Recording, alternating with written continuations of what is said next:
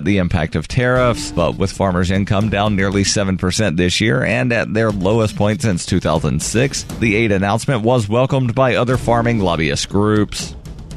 You can support FPP Radio by shopping online. Whether you're looking for precious metals, bitcoins, or books, you'll find that and more at shop.fppradio.com. Every purchase you make from one of my affiliates, like Namecheap and Amazon, at shop.fppradio.com helps fund FPP Radio. Or you can shop directly from FPP with Bitcoin in the Bitcoin store. That's shop.fppradio.com.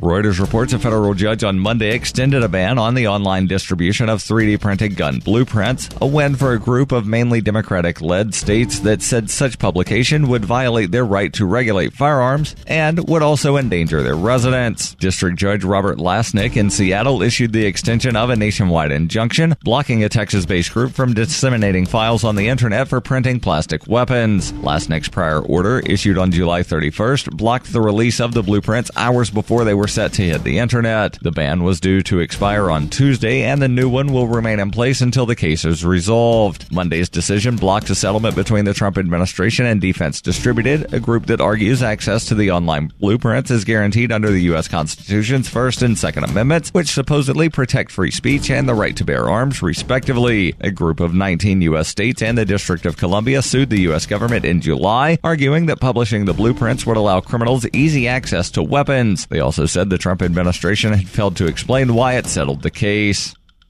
This has been FPP Radio News, online at fppradio.com. Reflecting on the persistent troubles it caused his sibling during childhood, local doctor Daniel Barrett told reporters this week about his average-looking brother, Kevin, who first inspired him to be a cosmetic surgeon. As a kid, I remembered thinking that there was nothing I could do for Kevin. Watching someone you really love and care about suffer from a weak jawline or unsymmetrical features, it had a major impact on me. And in this week's local news, a community theater gives the part of Blanche Dubois to Kathy Hamilton. In other news, a moviegoer manages to sneak candy past a teenage usher earning $7 an hour. A new app matches you with others in the vicinity who wasted $2.99 on the same app. And a Roman centurion crawling out of a New York City manhole cover is in for one wacky adventure. Having graciously spread my knowledge to the uneducated masses, I now return to the stately, elegant ranks of News Announcer Society. For more, keep checking theonion.com. This is the Onion News Network.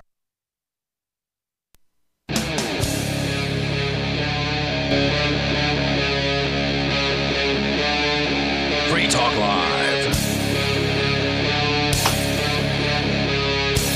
Hey, it's Free Talk Live. You're invited to join us on the radio here. Take control of the airwaves. Our number is 855-450-FREE, like freedom. It's 855-450-3733. We've also got Discord. The Discord on-air call-in lines are available to you. You can sound almost like you're sitting here in the studio with us over at discord.lrn.fm. You do need to get the Discord app if you want to call in that way. Discordapp.com will get that to you for pretty much any old operating system, your phone, your computer, and then you can join discord.lrn.fm. Joining you here in the studio tonight, it's Ian. And Johnson. And Mark. So, a lot of times we talk about in advance of the show, well, guys, what are we going to talk about tonight on Free Talk Live? And sometimes we bring the same story to the table.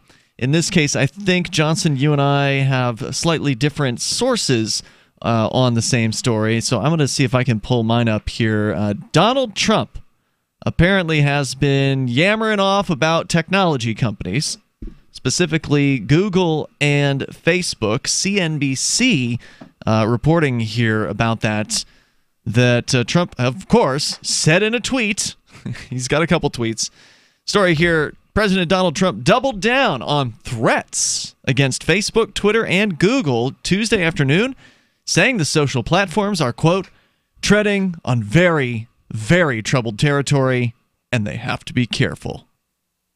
Now, I don't know what that actually means. It sounds like a threat. It does sound like a threat. He went on to say, Google has really taken advantage of a lot of people, and I think that's a very serious thing, and it's a very serious charge. taken advantage of a lot of people. Yeah, it's very vague.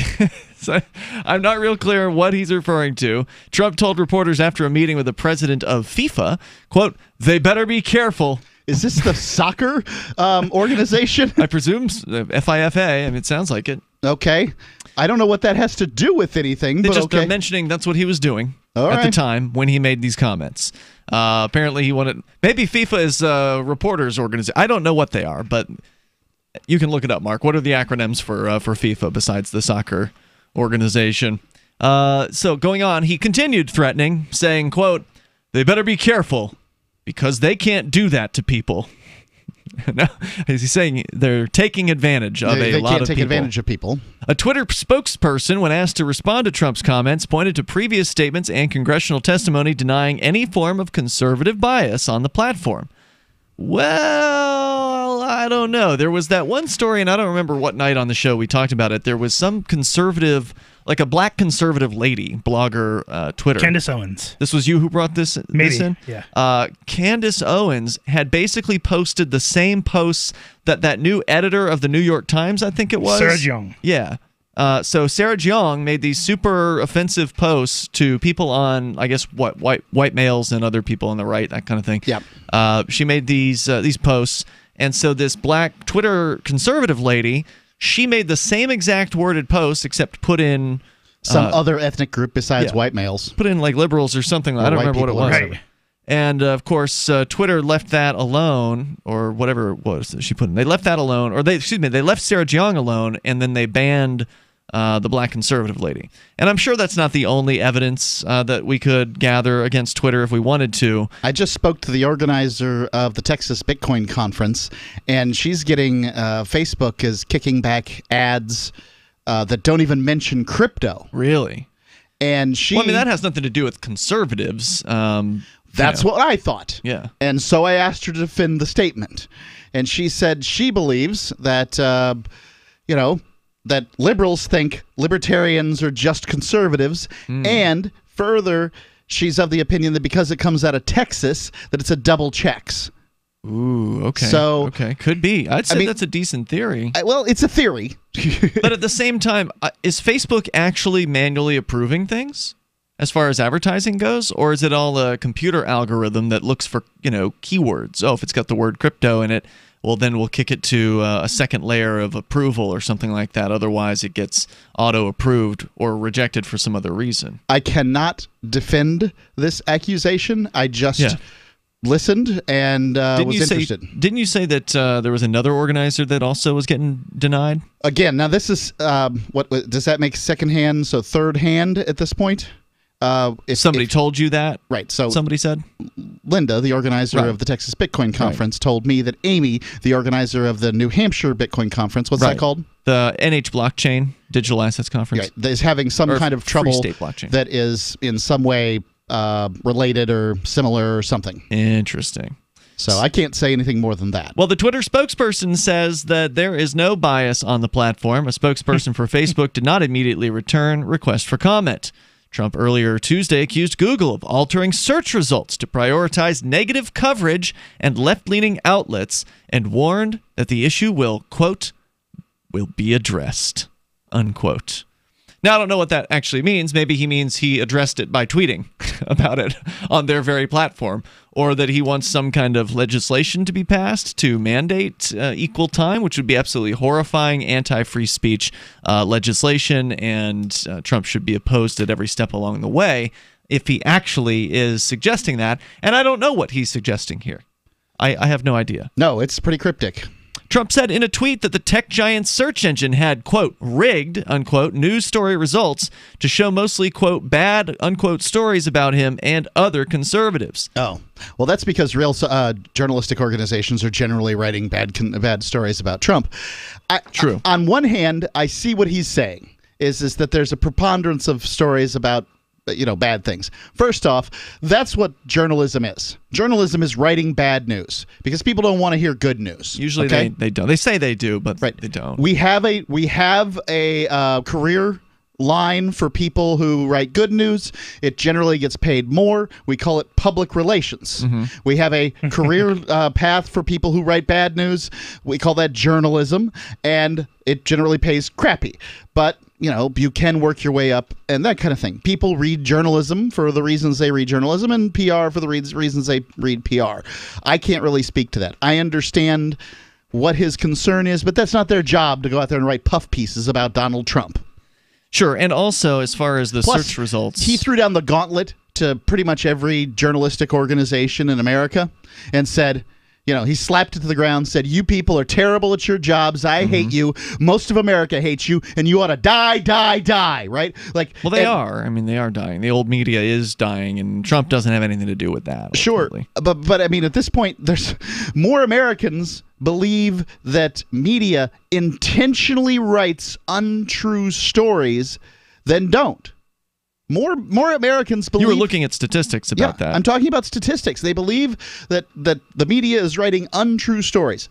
I don't believe that. I got to say, as a person who works in the media and reads stories, I mean, as a person can you pencil whip the numbers on something? Sure. Yeah, I mean, as a person who has been written about in countless media articles over the last decade, usually having to do with activism here in the Keene area, I can say that the media generally gets the story mostly right. There are some errors. There's always errors. In every single story, there's an error. Yes, in every story. But that's not intentional. That's the nature of writing stories about stuff you don't know anything about. Correct. You go and you ask some questions. Over the course of a few hours, you do some research and you write a story.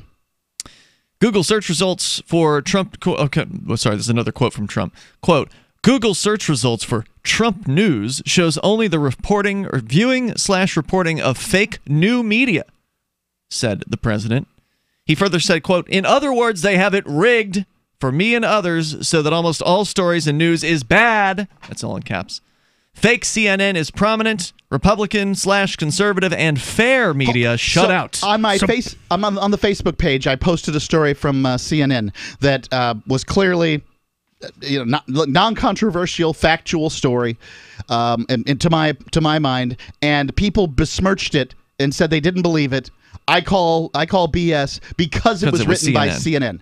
That shows pretty close-minded attitude. So what it sounds like to me is that Trump is basically saying that the entire system is rigged. Only 1% of the news is good about me. That sounds like Bernie. Did I get them confused? I thought somebody was saying the system is rigged. You're so much better. We got more coming up here. You can share your thoughts on Trump's threats against big media, big internet media, the search engines. He's saying that he's going to do something. We're not really clear what, though. 855-450, free if you want to join us here. This is Free Talk Live. Free the news.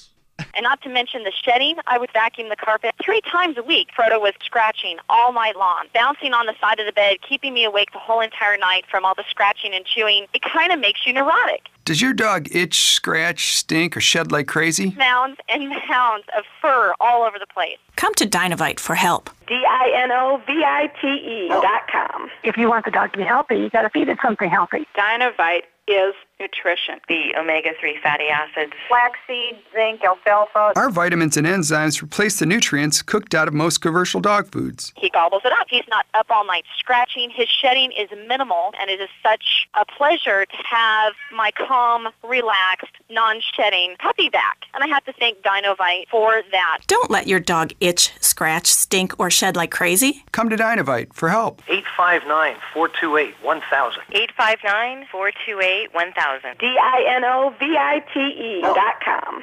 What's more profitable, running your business or doing bookkeeping? Doing your business, of course, but you want to keep your books so that you can maximize your tax savings, right? What if I told you that there's a person that's a bookkeeper, accountant, and law school graduate that's also a hardcore libertarian? My name is Melanie Johnson, and I hate the state. I will aggressively help you to minimize your tax exposure and maximize profits, all while staying within the law. Melanie's your best choice for your taxes and bookkeeping needs. Go to tax.freetalklive.com and check out our website, tax.freetalklive.com. Zencash has changed their name to Horizon to better represent their transition from a cryptocurrency to a pioneering platform that protects consumer data. They are working towards the day when anyone will be able to build privacy-based applications on the Horizon platform. The unique spelling of Horizon is a nod to their heritage and recognizes that they remain committed to the vision that their project was built upon. Their coin and ticker symbol remain ZEN. Learn more at horizon.global and join the Horizon community. HORIZEN.global.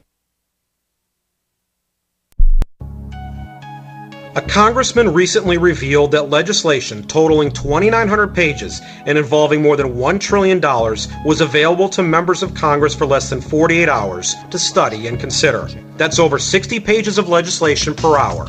Do you think anyone read the entire bill? I'm Jim Babka with DownsizeDC.org. Consider a proposal buried in a 3,200-page, $388 billion bill, which would have empowered committee chairmen or their agents to examine Americans' tax returns. When this horrible provision came to light, no one claimed to know how it got into the bill. One congressman questioned said, "I didn't write it, I didn't approve it, I wasn't even consulted."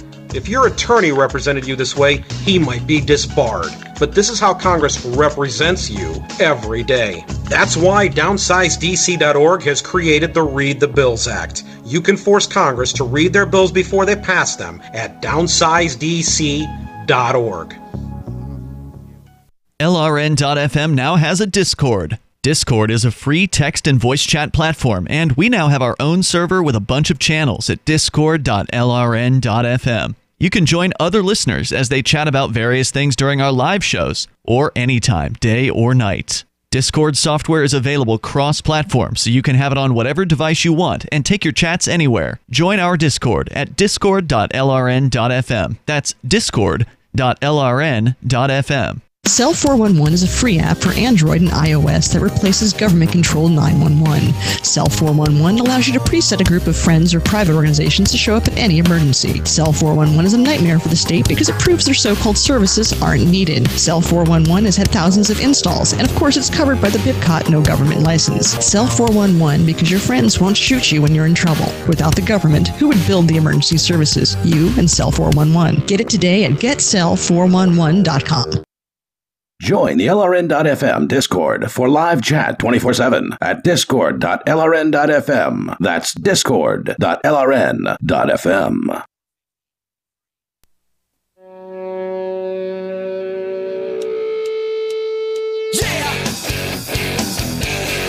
This is Free Talk Live. You can bring up whatever you want. Our toll-free number here is 855-450-FREE. 855-450-3733. We've also got Discord at discord.lrn.fm. With you in the studio, it's Ian. And Johnson. And Mark. Johnson, you're the proprietor over at LibertyMinded.com. LibertyMinded.com is not only where you can get official Free Talk Live gear, so you want a Free Talk Live t-shirt, I think you still have hoodies in stock. I definitely have hoodies. Tis the season to buy a hoodie because it's going to get cold soon. Go to libertyminded.com. You can get all of that there, but you've also got some cryptocurrency-related shirts, and you've got some kind of like general freedom-oriented topics. And I also accept quite a few cryptocurrencies as well. Correct. And you're coming out with new designs all the time. You just released 3 brand new designs over at libertyminded.com. And one of them, I think, is going to be very popular among those who appreciate police accountability work. if I can get it printed. Right. So let me go over the 3 brand new shirts. One of them says intellectual property is neither. Another one, so just a word shirt. And then another one, this one's pretty cool. It's got a picture of a joint smoking, well, presumably. Definitely a joint because it's got a marijuana leaf on top of it. And it says, "Come and toke it." So it's based after the Mullen Labe "Come and Take It" shirt with a cannon. Right. So this looks like a cannon. But and the funny thing is I came up with the idea for this shirt, and then I immediately I searched. Were you stoned at the time? No. No. Okay. But I come up with an idea and I search for it. The design's already been done. Just. Really? Not well. Right. And so I wanted to do it kind of looking like, the cigarette from the no smoking sign. So and it also kind of looks like the cannon as well. Yeah, exactly. I wanted it to look like the cannon. Right. And I wanted it to look kind of like the cigarette from the no smoking sign, that real like iconic cigarette. Yeah, So I like the way I did my design for it. But I think that I've heard that your coworkers at Think Penguin, one of them was talking about going and violating a no smoking ordinance in protest of this ordinance, I guess, that Keene, New Hampshire is the city council is looking at doing here, where they want to raise the smoking age here in town. I think that it was Chris. Is that going to be violated tomorrow at the meeting where that happened? I don't know. Well, Chris was kind of volunteering his partner for it. I don't know if Bob was actually interested in doing it. Bob's not under 21. Well, the idea was that they would smoke in protest of the proposed ordinance and violate the indoor smoking rules of the city council. So this would be a fun one to wear if one was doing this shirt, the Come and Toke It, if one was protesting the smoking ban. But also, the big one here that I think is going to really set people off, especially... like unnecessarily bombastic by my standards. Is it unnecessary, though? I'm not your target market, am I? No, probably not. This is really sharp stuff. So the T-shirt looks from a distance like you're a cop supporter. It's got a big badge on the front of the shirt. It's a black shirt. Well, you can different color shirts, but the default photo here, black shirt, dark background. The badge itself is all blue. So again, the thin blue line is kind of the cop thing. That's kind of their logo. And then you see around, if you're driving around or even walking around, you'll see people wearing American flag looking shirts or having bumper stickers with an American flag, but all of the red is gone from the flag, and it only has one black and white. Yeah. Right. And so it's got a blue stripe going through it. The other stripes are black. And so that's supposed to be like a thin blue line. That probably represents the state of New York, I would guess. It could. Because it has to be one of the original 13 colonies if you understand a damn thing about the United States flag. That's a good point. From a design standpoint, people like that cop flag, but I would agree with you 100% that it's a laughable thing, and if you understand that this is if you believe that flag is important and sacred or whatever, this redesign of it would be contrary to that belief. I mean, basically this you don't redesign the flag for your own purposes to push your own organization. But they did, and it's become very popular. So as you get closer, you can start to read what the shirt actually says within the badge. There's a little bit to read here. So it says no accountability, sort of over the top. No accountability while serving the state. Thin blue line. And then there's some Latin here. Fratrum excedat justitia with an I. What does that mean again? It's Latin. It means it's for brotherhood supersedes justice or exceeds justice. Brotherhood exceeds justice. Basically, brotherhood over justice. Below that, in the center circle of the badge, there's that flag that I described with the blue line through it, except it's not in the shape of a flag anymore, not a rectangle. It's in the shape of a pig. So imagine the flag as a pig, basically, in pig shape. Beneath that, it says PIG, Protecting Inequitable Government. And below that, on like a little swish banner thing at the bottom, it says America's Largest Gang. I mean, I'm just trying to embody... Oh, and it's got the fascies on it as well, I think. I'm trying to basically embody what the thin blue line is all about, which is... a gang. A line. A brotherhood. Yeah, it's all about the brotherhood of the police, right? And their brotherhood against police serving justice for their crimes. That's what the thin blue line really represents to the police. It's about them serving and protecting each other in the face of one of them doing something wrong. They don't step out. They don't. What's the phrase where they like turn against the blue or turn against the brother, crossing the thin blue line, right? You never cross the thin blue line. This is probably the most controversial shirt that I can recall coming from LibertyMinded.com. Yeah. I would say if you're going to wear this, be prepared. Be prepared to defend your teeth kicked out of your mouth. Yeah, be prepared. It may be best to open carry while wearing this particular shirt, simply to discourage people from getting in your face and potentially starting a fight. Because again, from a distance, it's going to look like you're a cop supporter. And so somebody who supports the police is going to see those colors. They're going to see the badge, and they're going to come on over to see who loves the cops. Right. And then they're going to start reading closer. So then they'll see the pig. Presuming they can read, they'll be reading. They closer, don't need to read. Yeah, you're right. They can see the pig. That's true. It's available now in black and all shades of blue. Here, looks like was that a dark navy kind of blue? What is that? Yeah. And then like a lighter navy blue. like a chocolate brown. I wanted all the colors that would go well with it. Yeah. I just got to say good luck to all y'all. Yep, it's amazing. And go check it out at libertyminded.com. I'm sure there are plenty of cop blockers out there who would for sure. proudly wear this shirt.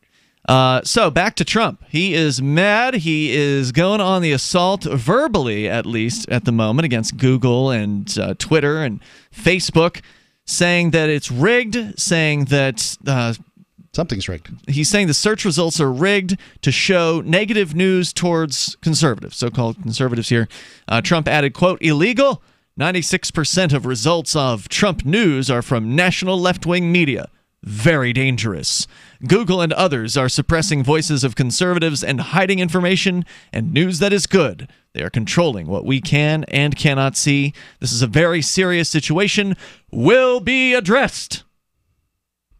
Well, I'm not sure what that is referring to. No, but I've said all along, I think the most dangerous part about Trump, look, there are things about Trump I like. I'm not some kind of Trump hater.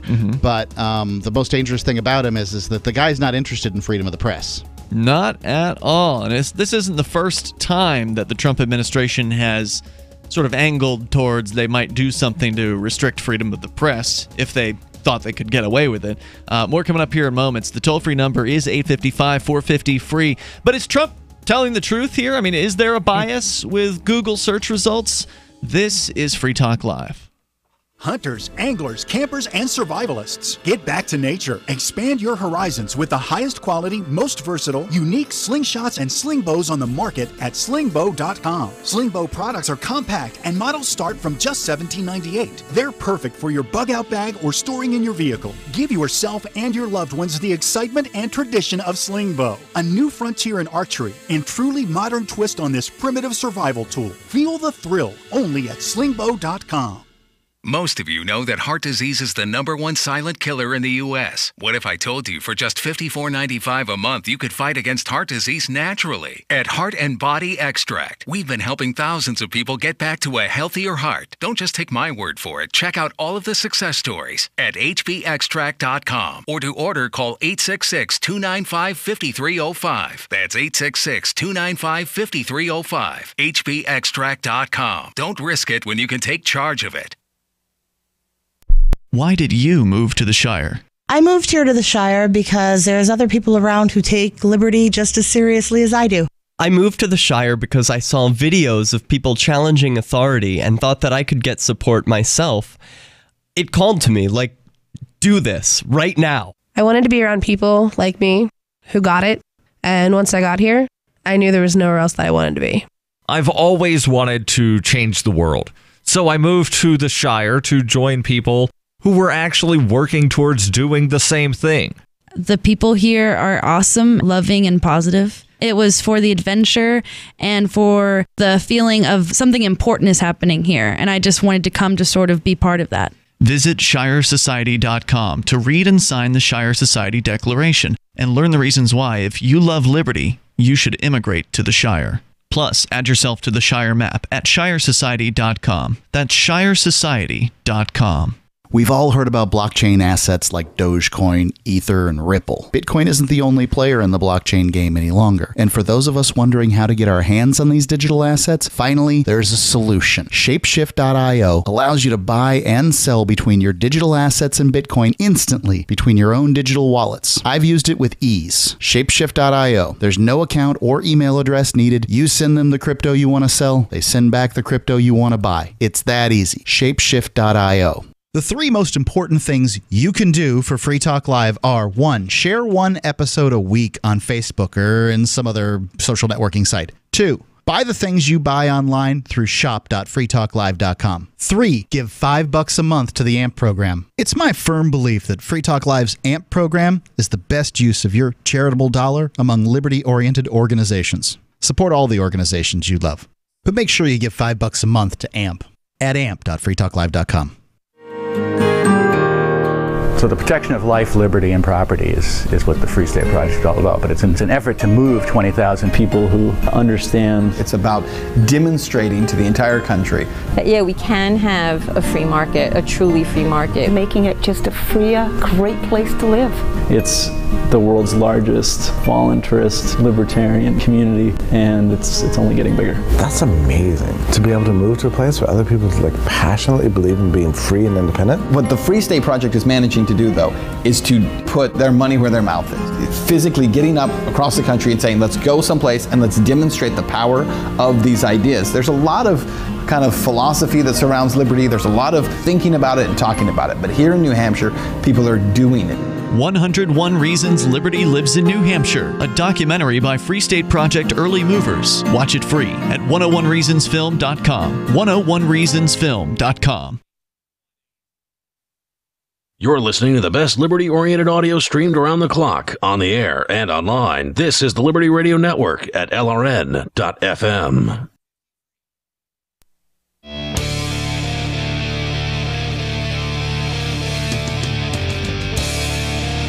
This is Free Talk Live, and you can bring up whatever you want here. Donald Trump saying that there's a very serious situation that will be addressed. He's referring to Google and Facebook and other internet behemoths, search engine types, that he claims are, let's say, blackballing or, forcibly putting down the level of results for conservative media and promoting left-wing media. He's saying he wants to do something about it, although it's not really clear what that is. Nor do I think that he should do anything about it, except if he wants to, blather off on Twitter, that's fine. That's his business. I think he should be free to say what he wants. Google goes ahead and capitulates to China when China says, hey, we want certain results to show up and not show up. And why in the Google's world? a little bitch to China. Why shouldn't Google just go ahead and do the same thing for Donald Trump? Because freedom of speech is important. And not in China, it's not. Not to Google. Right. I don't expect Google to stand up for principles. They're a corporation, and they're interested in making money. So most people in business didn't get into business to, hold a principle aloft above whatever it is their profit except for don't be are. evil. Well, that was their slogan. Yeah, you're right. They have changed that relatively recently. I don't think it is. I don't know what their new slogan is. Yeah, be evil. But anyway, look, freedom of speech is important, right? I'm not arguing with that. And so hopefully if Trump were to actually try to do something, that the courts would smack it right down, because, look, Trump should be able to say whatever it is he wants to about his opinions about these news sites. And he may not be wrong. Now, on one hand, he may be right just simply because the majority of the news is written by people sort of on the left wing, and the editors and the people that are involved are more likely to have that particular perspective. And so, therefore, overwhelmingly, that's going to be the results that you get when you do a search. So it could just simply be that. Or it could be that there actually is a specific algorithm out there that de-emphasizes right-wing news sources in favor of left-wing news sources. It could be that. Remember during the presidential election in 2016, there was some kind of really interesting example of, and I'm sorry, I don't remember the exact, I think it was Hillary Clinton, and then when you type into a search bar, it'll auto-fill in what the intelligence thinks that you're going to search for based on what other people have searched for after they type in Hillary Clinton. And the idea was that Google was not revealing, I think it was either lies or emails. There was one other word that came after that, and it should have been the top result. If you did it on Yahoo or one of their competitors, that was the top result. But when you searched for Hillary Clinton on Google, the result was website or something like that. You couldn't even find the lies or emails version in the list. It's still that way, I believe. Yeah. So, and this was at the peak of people searching for Hillary Clinton emails, right? And it's now 2020 news, age, net worth, young, college, biography, Harvard quotes. Right. I wonder what happens if we look up Donald Trump. Oh yeah. Well, actually, good question. Donald Trump, business, news, wife, junior, 3D model, net worth, so just age, as boring. Today, birthday. So just as uninteresting, just as boring. Maybe it's just they're de-emphasizing. Maybe Trump's right that negativity is being de-emphasized. I don't know. Yeah. I shudder at the notion that we're going to attempt to de-emphasize negativity when it comes to news reporting. News is, as I said before, we'll stick by, news is bad news. This is a search on Google. It's not the same as news. Well, if I type in Google, space, and I type CEN, it comes up with censorship. Yep. But then the second result is Google censoring conservatives. So, they didn't censor the fact that their own autocomplete. I don't know. It's an interesting theory. I don't know if there's anything to it. It's something that's floated around for a while, and now Trump says he's going to address it. Around 11 a.m., Trump deleted the original tweets and reposted practically identical language. Quote, when users type queries into Google search bar, our goal is to make sure they receive the most relevant answers in a matter of seconds, said a Google spokesperson in a statement Tuesday, saying further, quote, search is not used to set a political agenda, and we don't bias our results toward any political ideology. Every year, we issue hundreds of improvements to our algorithms to ensure they surface high-quality content in response to users' queries. We continually work to improve Google search, and we never rank search results to manipulate political sentiment, unquote. Have you ever heard We never manipulate search results for political sentiment in the United States. Right. Well, have you heard of PragerU? Yes. So they're, what is that, a university? It kind of. It's Probably, but they're more or less a conservative news channel. On YouTube. They have a lot of YouTube Never videos. heard They of do them. educational videos about libertarianism. I've certainly heard of them. So wait, are they libertarian or are they conservative? Because there's a big difference. There really isn't, actually, if you're talking about economically conservative. Conservatives love to just spend money on the programs they like. So you're not allowed to say that, I'm not Johnson. gonna buy it. I'm sorry. This is Free Talk Live, and Ian has a very firm definition of what libertarian is, and you're not it. I'm not it, and PragerU certainly is not it. Well, I don't know what PragerU is. I'm not going to make a decision about what they Notice he are. didn't call you or I a libertarian. I think Johnson's pretty libertarian. But to say that libertarian is the same as conservative on economics, I mean, conservatives on economics love to tax and spend. And what's a conservative? I'm talking about conservative. I'm not talking about Republican. I'm not talking about right wing. I'm talking Find me about a conservative that wants to abolish the military, and I'll find you a true economic conservative. Right here. Oh, so you're defining yourself as a conservative now? I can define myself as conservative, liberal, anarchist, capitalist. I go with all the words that people think that you shouldn't use anymore to describe things. I will take them. All right, fair enough. So what about this Prager thing? So PragerU is actually suing YouTube because they've been censoring their videos, which most of their videos that I've seen are extremely harmless explanations of very libertarian topics.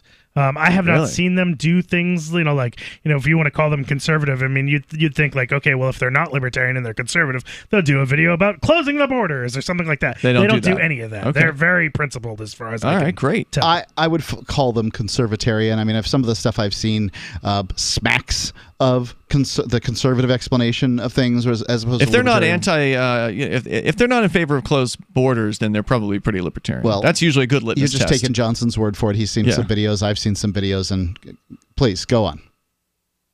So Prager University got censored by YouTube. YouTube issued an apology. Did they? Yeah. Did they uncensor the videos? As I understand it. Okay, well that's good news. So that's that. Supposedly. Google or Trump praised the performance of the NASDAQ Composite Index, which climbed above 8,000 points for the first time ever on Monday. I think they're just now summarizing Trump's opinion there. Google's parent company, Alphabet, is a key driver of NASDAQ's performance. Later Tuesday, Larry Kudlow, Trump's economic advisor, told Bloomberg that the White House is, quote, looking into, unquote, whether Google suppresses positive articles about the president. Kudlow did not provide details on how the White House was looking into the matter. Some reports have suggested the president was referring to an unscientific report by conservative news website PJ Media, which claimed that 96% of Google search results for the word Trump showed left-leaning publications. The report places outlets including CNN, The Washington Post, and The Guardian on the left of the political spectrum, while placing the likes of Fox News, The New York Post, and The Daily Mail on the right. Trump's comments... I thought the Post didn't like Trump. Whatever. Well, not everybody on the right likes Trump. I mean, They're not know. on the right. The Post is just a more they're muckrakers more so than say the Times. Now this I did not know. Apparently, Google, Facebook, and Twitter representatives next week will be testifying before Congress discussing censorship and election meddling. The hearings mark the second time representatives from all of those companies will be on Capitol Hill to address concerns of election interference. For Facebook, it will be the third, following CEO Mark Zuckerberg's grilling earlier this year over the Cambridge Analytica scandal. Twitter Chief Executive Jack Dorsey and Facebook Chief Operating Officer Sheryl Sandberg are among those confirmed to attend the hearings. What if the Congress invited you to go to one of their grillings? Would you go? I don't know. Are we talking about grillings on talk radio or something? I don't know. I'd love to have the opportunity. You do it whenever you get the Talk Radio Rumble at Talkers Magazine. I mean, you're not going to win up there, but you'll go. I just have to say real quick, I take back everything I said about PragerU. They do have a video entitled Build the Wall. Oh, okay, never mind. Definitely not libertarian. All right, more coming up here. 8:55, 450, free like freedom. It's Free Talk Live. Does your dog itch, scratch, stink, or shed like crazy? Come to Dynavite for help. Order a 90-day supply of Dynavite. Everything we tried failed except the Dynavite. Pick up 2 bottles of Super Mega Fish Oil. Get the 3rd bottle free. Packed with omega-3, DHA, and EPA fatty acids. Super Mega is great for your dog's immune system, healthy skin, and soft, shiny fur. Dogs love it. Try Super Omega Fish Oil. Buy 2, get 1 free. At Dynavite.com. DINOVITE.com. Bitcoin.com wants you to know about SaveItPurse.com. Since launching in 2014, over 200,000 users have saved an average of 15% for a combined $4 million using Bitcoin, or BTC. And now you can use Bitcoin Cash, BCH, to fund your account. You can save between 5 to 33% on things you're going to buy anyway when you shop using SaveItPurse.com. Add items to your cart, fund your account, select your discount, and save. SaveItPurse.com. SaveATPurse.com. I'm Jay Farner, CEO of Quicken Loans. Buying a home should be one of life's best experiences, but today's fluctuating interest rates can leave you with unexpected higher payments. And that can turn a great experience into an anxious one. At Quicken Loans, we've created a new way to protect you from unpredictable interest rates. It's called the Power Buying Process. We check your income, assets, and credit to provide you with a verified approval, which can give you the strength of a cash buyer. Once verified, you qualify for our exclusive Rate Shield approval. First, we lock your interest rate for up to 90 days while you find your new home. Then, once you've found your new home, if rates have gone up, your rate stays locked. But if rates have gone down, your rate drops, and you get to keep that new lower rate. Either way, you win. Call us today at 800-QUICKEN or go to rocketmortgage.com. Rate Shield approval only valid on certain 30-year fixed-rate loans. Call for cost information and conditions. Equal housing lender. Licensed in all 50 states. NMLS number 3030. Additional conditions or exclusions may apply. If you're looking for work, or even if you're not, here's an innocent mistake you really want to avoid. Never return calls before listening to your voicemail. Your wireless phone sends calls you didn't answer into voicemail, and it shows you phone numbers for calls you missed. Important, don't call back callers you missed until you have first listened to your messages. Otherwise, you frustrate people who bothered to leave messages by asking them to repeat a message they just left as your voicemail greeting instructed them to. If you're a job applicant, this alone could be a deal killer. And even if you're not, there are few things you can convey to someone that are as fundamentally maddening as, "I didn't hear you." With money and attention so scarce now, effective communication skills have never been more important. For more tips for job seekers and everyone else, hit survivalspeech.com. I'm Holland Cook. Did you know you can watch Free Talk Live during our live show 7 days a week from 7 to 10 p.m. Eastern via our studio cams at cam.freetalklive.com? Plus, you can chat with other listeners while you watch, all totally free. Now that our live video stream is hosted by YouTube, our video archives will be online even faster. So be sure to subscribe to our YouTube channel. Listen, watch, and chat all free at cam.freetalklive.com. That's cam.freetalklive.com.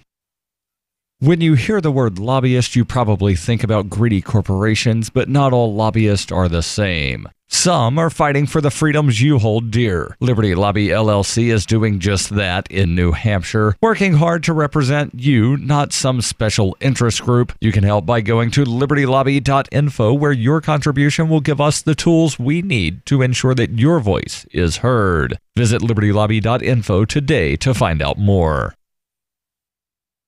Do you love Twitter? Make sure you favorite the LRN.FM Twitter account so you can receive our tweets at twitter.lrn.fm. That's twitter.lrn.fm.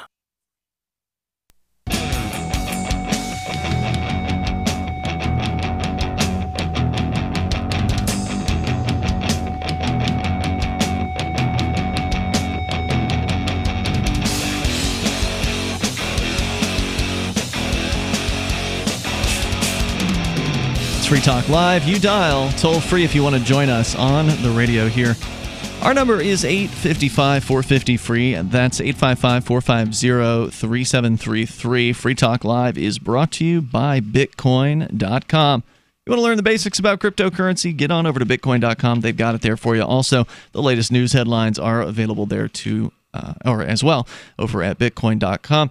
And Bitcoin.com wants you to know that Save at Purse now allows you to deposit Bitcoin Cash to fund your account. You want to save 20% on your purchases at Amazon? I do it all the time. In fact, we've been ordering products for a cool new thing we're putting together here in New Hampshire, and I've been ordering all of those through saveatpurse.com, saveatpurse.com, and I've been getting 29% off. You know, just because I wasn't in a huge hurry to get the stuff, and so I just popped them in at 29% off, and I got it after a few days. So what's a not in a big hurry? That's a few days? Is that the average about the amount of time it takes? Well, if I want something to be ordered within 24 hours, I'll usually put it at 20%. Right. Because that usually gets it snapped right up. Right. If I go in the 29 to 30, 33% range, it could be, I've had it 33%, I've had it be weeks before somebody will snag something. But 29% within the last couple of weeks has been getting me picked up within, I would say, 3 days. Okay. But, you know, your results may vary. I recently did one at 25%. Yeah, how fast? 2 days. Not bad. Less than 2 days. Less than 2 days. And it was, I had to replace my old Fuzzbuster. I had a, Oh, did you get one of the fancy ones where they can identify the new cars that have radar in the cars? I got I just asked for reviews on Facebook saying I just don't believe when I do look for reviews on Google, because I don't. I mean, if you say best radar detector on Google, you're going to get whoever pays the most as a result. And everybody said that 3 people said basically the Valentine V1 bar none is the best one out there. What's that cost? It's like $450. But you got 25% off? I got 25% off. Now, I just figured, they also comes with some kind of guarantee, mind you, if you get a ticket or whatever, but you probably have to use it properly, and God knows I haven't read the instructions yet. So I really should work on that. Now, I think that there's something that I would consider a little bit of a catch to this. So the little bit of a catch, and that needs to be explained, if you're not somebody who's getting paid in crypto or has a bunch of crypto sitting on hand, there is a little bit of a conversion cost. In other words, if you're going to an exchange and you are turning cash into crypto, you're going to pay a fee. A little bit of a fee. Usually so it's like 1%. Yeah, so you have to take that off of the discount, but not a whole lot. If you're the real catch is you have to be able to have like a Bitcoin ATM near you, or go on an or get an exchange. Like, trusted exchange. Uphold.com can do it for pretty cheap. And you're usually looking at a percentage about that, depending on whether you're sending the money via wire transfer to the exchange and you most likely whatever. want it to be an international exchange, so I don't know. That gets a little more complicated. Yeah. Because then it's harder to get signed up for those that take dollars. Right. Because then you got to send international wire transfers to them. There are some exchanges that'll do it for, domestic ACH transfer. I guess my concern is exchanges like, some of the ones most recently that have just been sending wholesale all their data to the IRS. Coinbase. Yeah, Coinbase. Did it, but they were ordered by a court to do that. Well, yeah. And is what it is. So let's see. Toll-free number tonight, if you want to join us here, is 855-450-FREE, like freedom. So Bitcoin.com, they again are suggesting you go to saveatpurse.com and use your Bitcoin Cash. The thing I was going to say was the catch there, though, Johnson, is that there is a chance that somebody will try to order an item for you and then they'll cancel. And if you did, for instance, just go and purchase the Bitcoin, then the important factor is the Bitcoin price going to change significantly over the time frame that it takes for you to get the 20% discount. And there is a possibility that the Bitcoin price could, drop significantly, right? Like, so if you buy it at X, but then it goes down by $500 in one day, that might be pretty tough to handle that. But I would say actually overall, had the reverse happen though. Where it's gone there's up? a reverse catch, Right. So That's there's true. a reverse catch is that sometimes the price of Bitcoin is going up so fast, right, that you set it at a 20% discount, and then 2-3 days later when you actually get your item, you would have been better off holding the Bitcoin. Yeah, that's true. Because your discount is now gone. But I usually find that it's actually on par. I don't think had Bitcoin be going up so fast that by the time you get an item, because normally these people who are buying things have Prime shipping, or they're shipping within they a ship fast 2-day typically. window. So typically Bitcoin's not going to be going up faster than 20 or 30% within 2 days. So well, the problem, one guy called in recently to complain because after waiting for like 5 days on this buyer who had said he was buying it and then canceled. And the price of Bitcoin, the price of Bitcoin can change over a week's time, and the price had dropped, and he was feeling burned because he'd converted some cash into Bitcoin in that case. And there's nothing I could say besides, hey man, it's Bitcoin. There is some risk involved. If you think you can getting 30% off or 20 or whatever, 20% off every single purchase, it's going to work. You're going to get the 20% off, but there's going to be some times when the price of Bitcoin is probably going to make that 5% or make it 30% or make it more, right? It jumped up today. 0%. Maybe you'll even lose once in a while. There's that possibility, right? Like if the price falls off a cliff and then somebody picks up your item. There's some risks involved. But the fact is, I've done it more than 130 times in 3 years, and if you lose once out of every 50 transactions, you're still way ahead of the game. Remember, you're getting 20% off. Anyway, saveatpurse.com, saveatpurse.com. Donald Trump on the attack verbally against Facebook and Twitter and Google. Apparently, there are going to be some hearings coming up on Capitol Hill, which will involve executives from all of those companies discussing censorship and election meddling. And I was just asking you guys if you would appear if they had summoned you to the halls of Congress to talk on something. You said maybe it would be talk radio or something, Mark.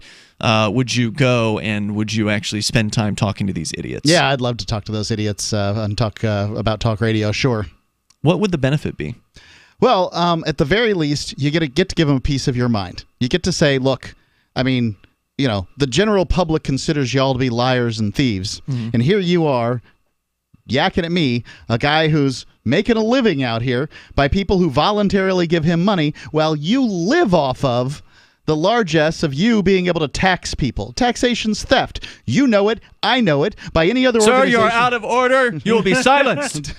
I've already said taxation's theft. Take him away. Fine. Taxation's theft! I mean, if I get to yell taxation is theft at these people... You think it'd be worth it? It would be worth it. Absolutely. Okay. If I get beat up in the hallway by some 5-foot-tall female page, I don't care. If they wanted to bring you in to talk about T-shirts or like freedom of speech or something like that? Probably not. I don't know. I don't think I would either, because I don't think they honestly care. I mean, honestly, there's a meeting tomorrow about... them cigarettes. Yeah, here the cigarette ban, and I'm like debating: do I even want to, go to this? I think I may, but is it actually on the agenda? Is it on the agenda? Has anybody actually looked for that? No, I haven't. Should check that, because it may not be. I mean, if it's not on the agenda, then they may not even cover it. For those that aren't aware, there's a proposal here in Keene, New Hampshire, the little town that we do the show from, where some busybody at the hospital is claiming that they want the city council to increase the smoking age. And I'm not clear as to whether or not it will just increase the age at which you can purchase, or if it will also increase the age at which you can possess tobacco products. The idea is that I want to show up to the meeting and then raise my hand and say, I thought that this meeting was about increasing the age at which these kids could make the terrible decision at which to serve in the military. No? And then just walk out.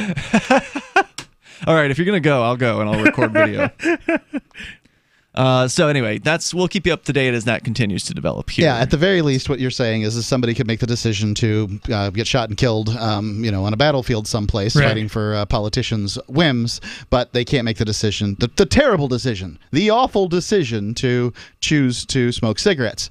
First off, I would say most people are making, at least my experience is that most people made the decision to try a tobacco product prior to their 18th birthday anyway. So, making it illegal isn't going to do anything. It didn't do anything before. What's worked up to this point? What will work on whatever it is you're wanting to do is public relations programs. These programs that I think it was called SWAT, Students Against Tobacco. I don't even know what it is. Sounds like something they would do. Yeah, but I mean, students were working into it. Students working against students tobacco. working against tobacco is called SWAT, but it worked because it was peer pressure against tobacco. And how old were you on Well, this? I wasn't. That was much. That came on later than me. So how do you know it worked? They had just gotten rid of the smoking room in the high school when I was there, okay?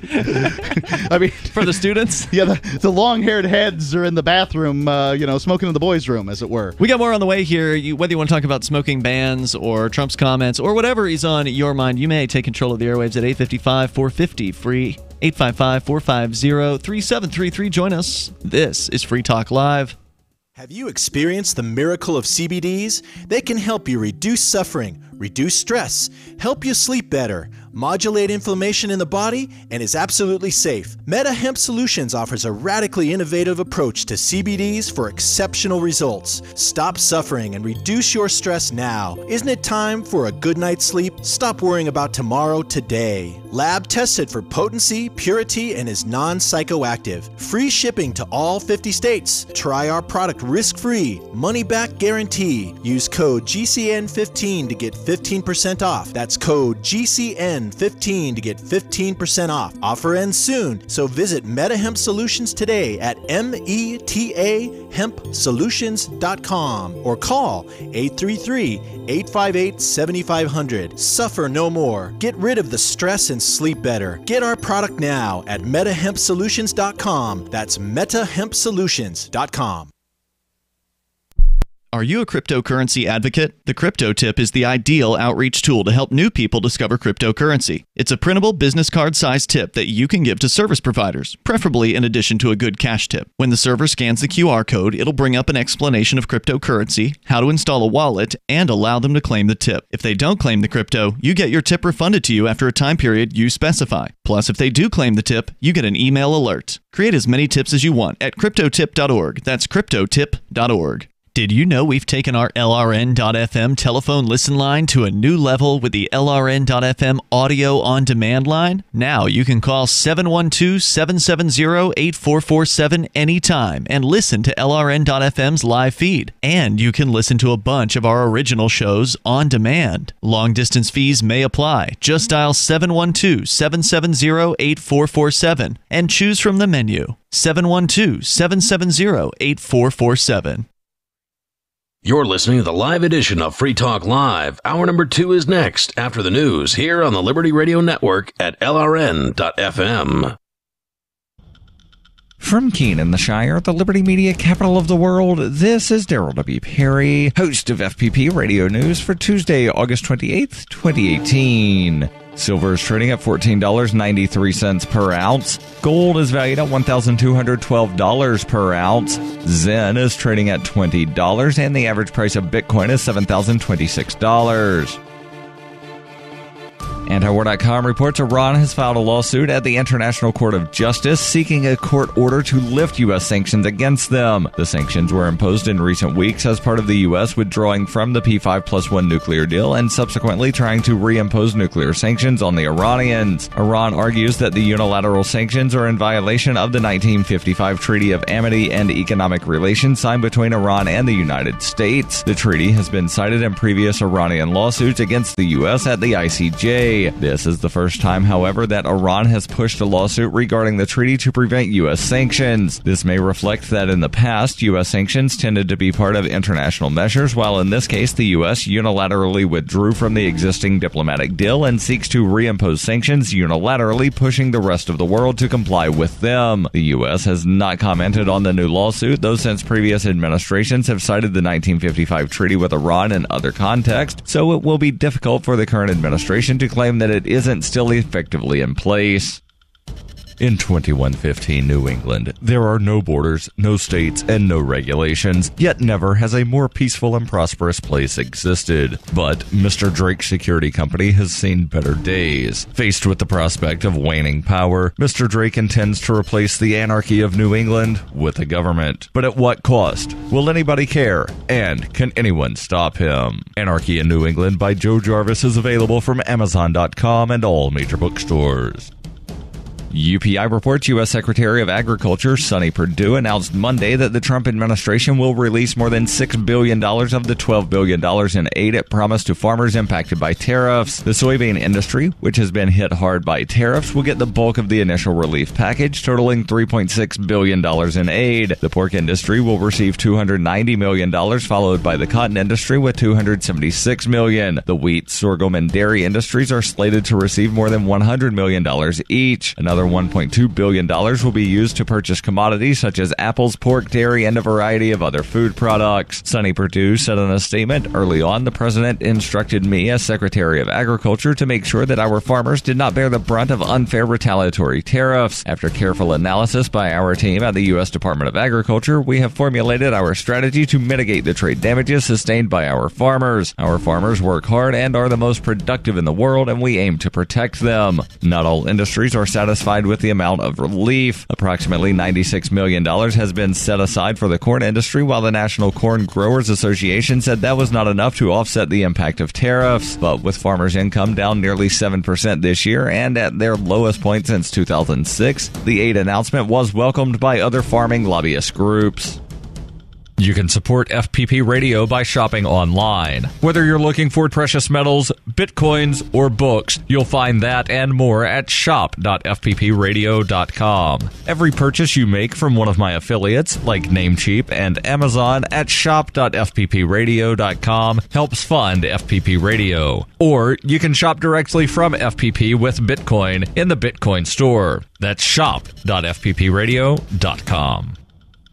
Reuters reports a federal judge on Monday extended a ban on the online distribution of 3D printed gun blueprints, a win for a group of mainly Democratic-led states that said such publication would violate their right to regulate firearms and would also endanger their residents. District Judge Robert Lasnik in Seattle issued the extension of a nationwide injunction, blocking a Texas-based group from disseminating files on the internet for printing plastic weapons. Lasnik's prior order, issued on July 31st, blocked the release of the blueprints hours before they were set to hit the internet. The ban was due to expire on Tuesday, and the new one will remain in place until the case is resolved. Monday's decision blocked a settlement between the Trump administration and Defense Distributed, a group that argues access to the online blueprints is guaranteed under the U.S. Constitution's First and Second Amendments, which supposedly protect free speech and the right to bear arms, respectively. A group of 19 U.S. states and the District of Columbia sued the U.S. government in July, arguing that publishing the blueprints would allow criminals easy access to weapons. They also said the Trump administration had failed to explain why it settled the case. This has been FPP Radio News, online at fppradio.com.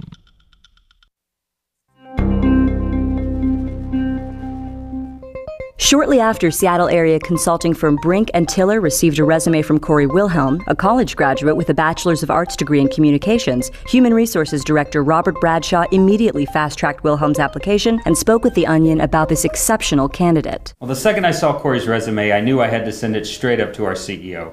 I mean, we're talking about an applicant who not only got into the University of Washington School of Communication, but also managed to graduate in 4 years with a Bachelor of Arts. This kid's only 22, but according to his resume, he already has experience in Word, Excel, and PowerPoint.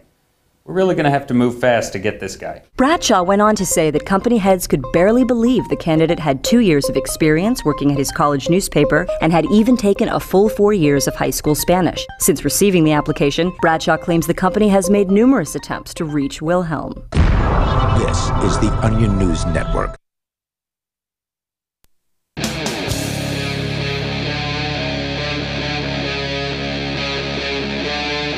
Free Talk Live. It is Free Talk Live. We're launching into the second hour of the program. You may dial toll free and take control of the airwaves here. Our number is 855-450-FREE. That's 855-450-3733. Coming up, a zombie video clip gets somebody arrested for intimidation. I'm not sure what that's about. Mark, you're going to tell us that story. And then in other police state news, in Point Pleasant, New Jersey, a family has been targeted by enforcers over their Little Free Library. What is a Little Free Library? We will tell you about that. And why is it offensive? Well, I have no idea. We'll get into that here. With you tonight, it's Ian. Yeah, and Johnson. And Mark. Also, don't forget, you can bring up whatever you want. Toll-free number is 855-450-FREE, like freedom. Also, our Discord chat and the Discord on-air call-in lines are available over at discord.lrn.fm. All right, so Mark, what's this zombie video all about? Well, it's a video game clip. A clip from a game, okay. Right, okay. so it's one of these... There's a bunch of zombie games. Johnson plays one of them, I think. Left 4 Dead? Left 4 Dead, yeah. 2. This one is called The Walking Dead. World. Our World? Yes, Our World. So now, these are augmented reality game. That's what it is. Really? Yes. Oh, neat. So, he's a student, and a pretty good student by, the estimations here. Nothing reported in this story makes him seem particularly bad, at least. And he's playing a video game where, it's an augmented reality game, so it has to be played where you are. Can you describe what that means, augmented reality? Sure. It takes fake video zombies, and when you look through your the portal of your smartphone, meaning the screen, right? So the idea is you can see the zombies through your augmented reality porthole, which is just the screen. So the zombies are sort of superimposed over top of the real world? Is that what's going on in this game? Yes, just zombies coming at you down the halls of the school. That's amazing. That's really cool. Yeah, it's pretty cool, and it's going to keep getting better, as it were. You better believe it. And let me read it here. Read the story. It's coming from FoxNews.com. An Indiana student was arrested at his high school Tuesday after posting a video game clip on social media showing players shooting zombies inside a school hallway. Sean Small, an 18-year-old senior who's on the wrestling team at Scottsburg High School and is part of the Indiana National Guard, pleaded not guilty to an intimidation charge. He was free on a $1,000 bond. By the way, $1,000 shows just how unimportant this is, and they shouldn't have locked him. They should have charged him anything. $1,000. Come on, seriously, $1,000 bond. I mean, I haven't even heard of one of these in years. Yeah. Basically, that means you go to a bail bondsman, you give him $100, and they get you out. What is that? And as a school expulsion, he has a school expulsion hearing set for next week. Wow. So on one side, he's been arrested. Did the police know there weren't actual zombies inside the school? Yes. Okay, so they arrested this kid simply because he had fantasy violence in the school? I'm going to go ahead and forward you. I found the clip. So the clip that they found that arrestable? Yes. Okay. The controversy allegedly began when Small posted a clip to Facebook of him playing The Walking Dead Our World, a video game that animates characters into a real-world background. He added the caption, "Finally, something better than Pokemon Go." Sounds like a killer, doesn't he? I mean, all he is giving a video game review here. Okay. Noting another popular augmented reality game, but a peer became concerned after watching the video at school and went to the principal, according to a report here. That person sucks. Yeah. Scott County Sheriff's Deputy Joe Local Baker snitch. And Principal Rick Mann determined after watching the video that it depicted real Scottsburg High School students walking through the hallway with fictional zombie characters. Which, of course, is probably exactly what happened. Yeah. Such students could not be identified due to the app's photographic settings. The station it blurs the faces or something? I guess. Huh. Citing a probable cause affidavit. Further, it appeared Sean had used his smartphone to capture the movement of random students walking in the hallway of the school while shooting zombie characters walking in the shooter's immediate direction. So people were caught on his smartphone clip while he played a video game. Right. Small told officials he meant no harm by the post, and there were no weapons found in his backpack. Every threat report to the school is taken seriously and is investigated. Apparently, because Deputy Joe Baker has no real crimes to go after. Apparently not. Scott County District 2 Superintendent Mark Slatton told the news Slatton declined to comment on Small's case, citing student privacy. The stupid privacy. This is just a dodge, and everybody knows it. For sure. Small's family members, who did not decline to comment, citing student privacy, said Small's family member, that they understood the need for safety, but his dad also noted the video game showed players targeting zombies, not students. He's targeting zombies.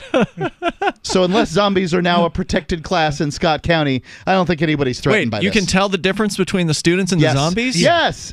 I mean, they're superimposed zombies coming at you going, Actually, I gotta be honest. You watch the video, it's a little hard to tell them apart, surprisingly. Okay, was that good? The students are just walking in the to video. The hallway. I'm guessing on the screen, it's kind of like one of those fuzzy kind of things. But still. Man. So wait a minute. What did he get charged with? Intimidation? Intimidation. Of who? Threatening, I believe is what it was. Yeah, but no one. How can you be charged with intimidating no one? They can charge you with anything they want. No, I understand. You're right. They can charge you with anything you want. I'm just curious as to what the actual statute. This was Scottsburg. Do we know where that is? What state? Scottsburg, Indiana. Okay, Indiana. It's a county. So, in Indiana, does the intimidation statute actually say that there doesn't have to be a victim?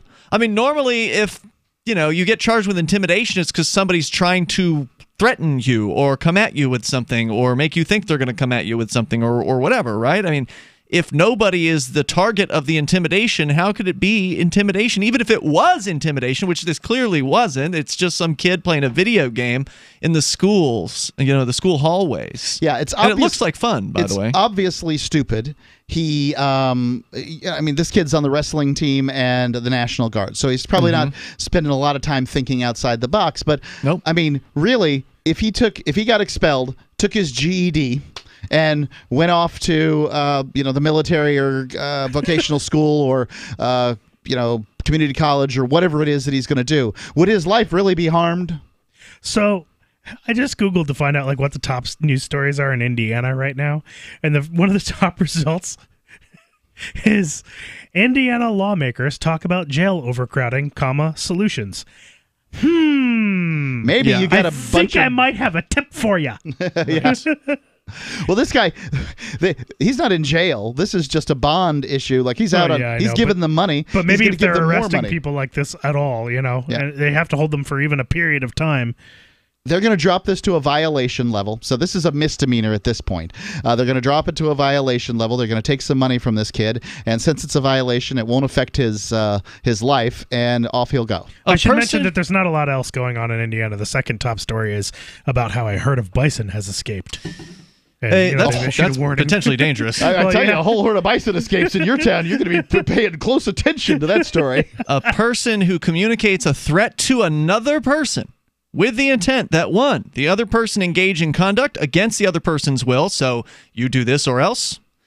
Two, that the other person be placed in fear of retaliation for a prior lawful act. So, you did this, so I'm going to come at you. You parked in my parking space or whatever, yeah. Or three, A, causing, one, a dwelling, building, or other structure or a vehicle to be evacuated. Or B, interfering with the occupancy of a dwelling, building, or other structure or a vehicle. That's what they're going to say. That's a Class A misdemeanor. Interfering with the occupancy? Sure. Did they do like a fire drill or a zombie drill? No, but it was scary to this person who saw it. I'm not saying it makes any sense. Look, they can charge them with anything they want. I think that they should drop this, but the school's not going to want to back down would be my guess. Well, the school doesn't get to decide whether or not the prosecution goes forward. No, there's more coming up here in moments. Expulsion. 855-450-FREE, 855-450-3733. Has anyone played the game? Is it any good? It's Free Talk Live. On August 24th, 1992, 20 eager Cardozo law students filed into a small room to kick off the first day of Barry Scheck and Peter Newfield's Innocence Project clinic. After years as public defenders in New York City, Barry and Peter started the clinic to review cases of people in prison who could prove their innocence using DNA testing. What they thought was a few hundred cases turned out to be thousands, and a clear sign that the system needed repair. At the time, no one imagined that Barry's and Peter's vision would evolve into a national organization with the power to reform the criminal justice system 26 years later. Since that August day in 1992, there are now 565 Cardozo Law School clinic students trained, and the Innocence Project has celebrated 208 exonerations. They've also worked together to pass over 150 laws in the U.S. to help prevent wrongful convictions. You can support the Innocence Project by going to run.freetalklive.com. That's run.freetalklive.com. The Bitcoin.com wallet is a simple and powerful full-featured wallet that allows you to send and receive Bitcoin, BTC, and Bitcoin Cash, BCH, with anyone, anywhere in the world. It supports both single and multi-signature wallets and is available in multiple languages. The Bitcoin.com wallet is available on Windows, Linux, Mac, Android, and iOS devices. Use the Bitcoin.com wallet to buy, send, store, and receive both Bitcoin, BTC, and Bitcoin Cash, BCH. Learn more at wallet.bitcoin.com. That's wallet.bitcoin.com. What's more profitable, running your business or doing bookkeeping? Doing your business, of course, but you want to keep your books so that you can maximize your tax savings, right? What if I told you that there's a person that's a bookkeeper, accountant, and law school graduate that's also a hardcore libertarian? My name is Melanie Johnson, and I hate the state. I will aggressively help you to minimize your tax exposure and maximize profits, all while staying within the law. Melanie's your best choice for your taxes and bookkeeping needs. Go to tax.freetalklive.com and check out our website, tax.freetalklive.com. Free Talk Live. Our education system is frankly government-run, government-funded, and we're dumbed down. You could go down the laundry list of the different things that people would admit that the government did wrong or botched up or cost way too much, and it still doesn't have any effect on them. They still just bounce right back and say, well, we need government to do all these things. Well, yes, they make some mistakes. Yes, they spend billions of dollars too much. Sure, they kill innocent people around the world, but we need them.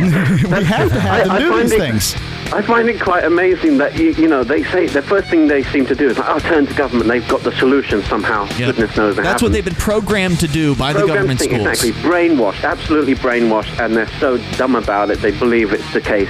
However, you then ask the next question, if you dare to, is you say, well, okay, well, would you trust any politicians? And the first answer is no way. Right. Free Talk Live, 7 nights a week from 7 to 10 Eastern, live on the Liberty Radio Network at LRN.FM. If you want to know the latest about Free Talk Live before we go on the air, all you need to decide is how you want it delivered. It's your choice. Visit news.freetalklive.com. You can get emailed announcements and participate in contests via our email updates list. Plus, we have a Twitter account that you can follow and a Facebook page where you can become a fan. So visit news.freetalklive.com to get news about Free Talk Live as soon as it's announced and the way you want it delivered at news.freetalklive.com. That's news.freetalklive.com. Did you know that Free Aid is a mutual aid, educational, and networking organization? At Free Aid, we support volunteers who provide first aid. We do outreach to the public about health and safety, and we bring together medically skilled freedom lovers. Free Aid is made possible by your generous support. Donors can receive great gifts like first aid kits, t-shirts, silver dime cards, and hoodies. The Free Aid Silver Dime Card Project is sponsored in part by Roberts & Roberts Brokerage, Freedom's Phoenix, and Don't Tread on Meme. Visit fr33aid.com. You can put the Liberty Radio Network on the air in your area. Visit broadcast.lrn.fm to learn how. Broadcast.lrn.fm.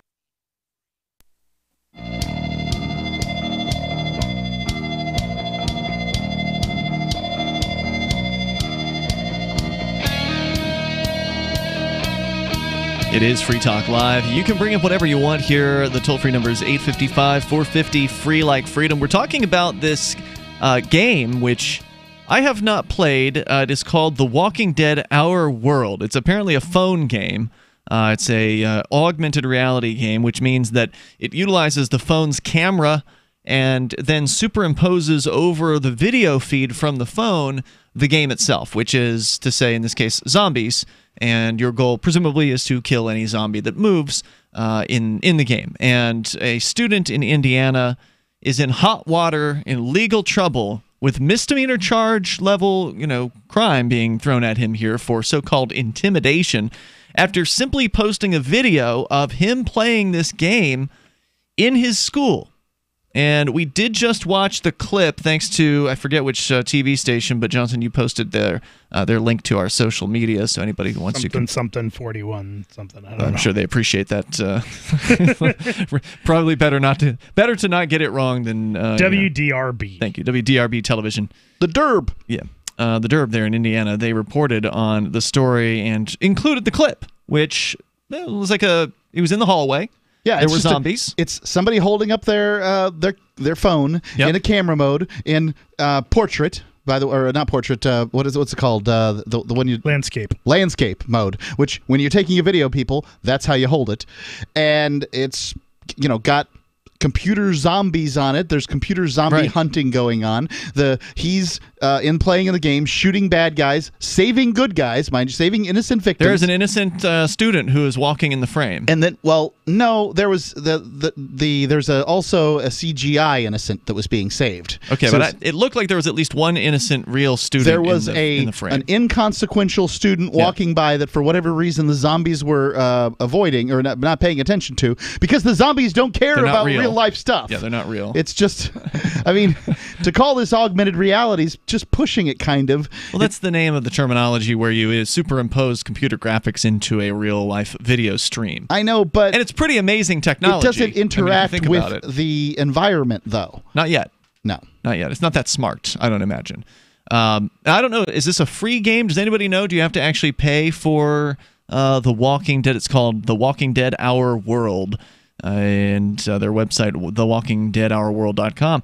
So this guy is facing misdemeanor charges. I did look up the Indiana statutes on so-called intimidation, and it says here that it is a person who communicates a threat to the other person or to another person. And then let's go down and see how they define threat, because you got to remember, in government law, in statutes, they can redefine words to mean whatever they want them to. Sure. So they're not using the standard definition of threat here. They're using a specific definition, which says here, threat means an expression by words or actions of an intention to, 1, unlawfully injure the person threatened or another person or damage property. Okay, so no one was saying they were actually threatened in this case. Somebody simply reported this guy. Well, that person said that they felt threatened. Did they really? By virtue of the fact that he posted this video. Yes. But he did not target. Threatened. He did not target this individual. He didn't even know this person was aware of it, right? Like, he just posted this to Facebook. Some other student who probably doesn't like him saw that post and figured they were going to get in trouble. If that's their definition, we should just go around starting to arrest all the police in Indiana, because people feel intimidated by them. I feel threatened by them. Well, no. I don't even live there, and I feel threatened by them. So it's okay, but here's where you're wrong, Johnson. The term threat means an expression by words or action of an intention to unlawfully injure. So that's the out for the cops. When they beat you, it's lawful. So they can threaten you all they want. It's legal when they do it. Number 2, again, so these are what threat legally means in Indiana. Number 2, unlawfully subject a person to physical confinement or restraint. No, that wasn't going on in this video. 3, commit a crime, so threatening by words or action of an intention to commit a crime. 4, unlawfully withhold official action or cause such withholding.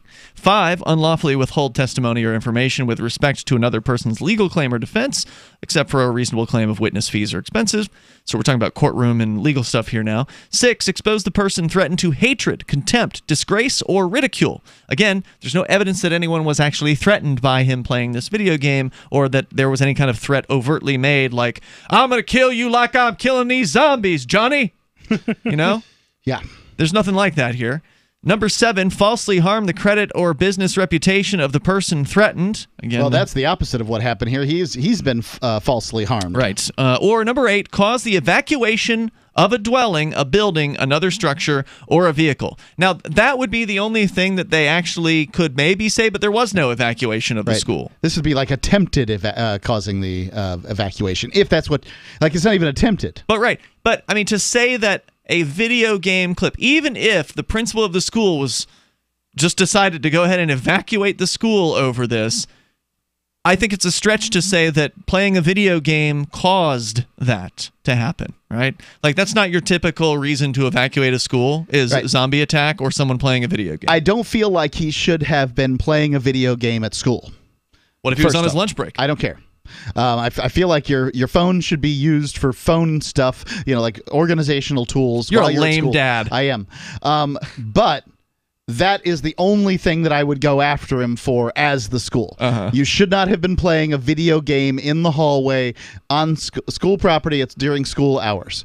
That's for before the start bell rings or after the start bell ends or whatever. Not on school property. Whatever the rules are that you throw out there, you put them in after school detention for a day.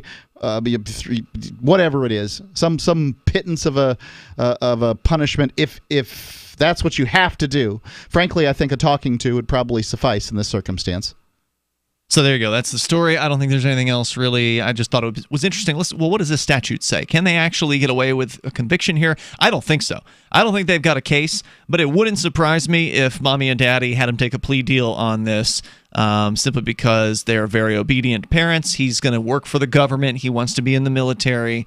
Well, he's in the National Guard. That's the military. It's working for the government, but it's not like he's taken a career in the military. He's just doing the National Guard. He could still get thing. Sent over to fight if he's in the National Guard. They did that stuff in Iraq. They did it in Iraq. It's been some time. I mean, that doesn't mean they can't do it again. They could do it again. You're in the military if you're in the National Guard. You are less than 40 years old. You could still be drafted. I'm not going. Well, fine. He may not either. I don't know. Yeah, he will. He's intending to join the military. He looks like it, dude. You saw him in the video, right? Yep. He looks like the total clean-cut, shaved head kind of military kid. Yeah, agreed. And kids don't have a lot they don't really know what to do with their lives in many cases in high school. They don't have a plan, and that's why the military goes after them. So 855-450 free is our toll-free number, 855-450-3733. Free Talk Live is brought to you by Horizon. What is Horizon? Well, it is the rebranding of Zencash. We've been talking about Zencash for a while here on Free Talk Live. It's a great cryptocurrency, and it's still called Zen. The cryptocurrency aspect of Horizon is still Zen, but they're doing more with the platform. You can use it to chat privately with other people, and soon Horizon will enable you to publish information and go anywhere on the web, all with complete privacy. Horizon is bringing privacy to life. You can learn more at horizon.global, HORIZEN.global. And Zencash is now known as Horizon. There's more on the way here. You can share your thoughts on ridiculous school overreactions. In this case, a simple play of a video game in school got somebody arrested in Indiana. The toll-free number here is 855-450-FREE, 855-450-3733. This is Free Talk Live. Hi, I'm Dan Pilla. I started fighting the IRS over 40 years ago when they tried to seize my mother's house. I sued the IRS and won. I beat the IRS then, and I've been beating them ever since. I wrote the book on tax debt settlement, and I've helped thousands of people deal with tax problems they thought might never be solved. I can help you too. If you owe taxes you can't pay, don't wait another day. There's no such thing as a hopeless tax case. Call 800-34-NO-TAX or go to my website, danpilla.com. That's danpilla.com, danpilla.com. If you like alkaline water, or know someone that does, you're going to love the Dylan Living Water Bottle. It creates alkaline water on the go while reducing plastic waste and saving you money. Made with surgical-grade stainless steel, the Dylan bottle increases the pH up to 9 to deliver both alkaline and antioxidant water anywhere you want it. Alkaline water is healthier, tastes better, and can even boost energy. The Dylan bottle makes it easy and affordable to be healthy and achieve optimal hydration. Get your Dylan bottle today at dyln.co. That's dyln.co. Is spreading the message of liberty, cryptocurrency, and peace around the globe worth $2 per month to you? As you may already know, in addition to our internet feed, LRN.FM broadcasts on free-to-air satellite across North and Central America, as well as Sub-Saharan Africa. And we've been available on satellite for free 24/7 since 2010. The LRN.FM free-to-air satellite signal is reaching some of the most oppressive regimes in the world, and there's no doubt our ideas are making an impact. You can learn more about the channel's impact by watching the 3-minute video at fund.lrn.fm. If you'd like to help free minds globally with our ideas of liberty, cryptocurrency, and peace, you can donate as little as $2 per month via fund.lrn.fm.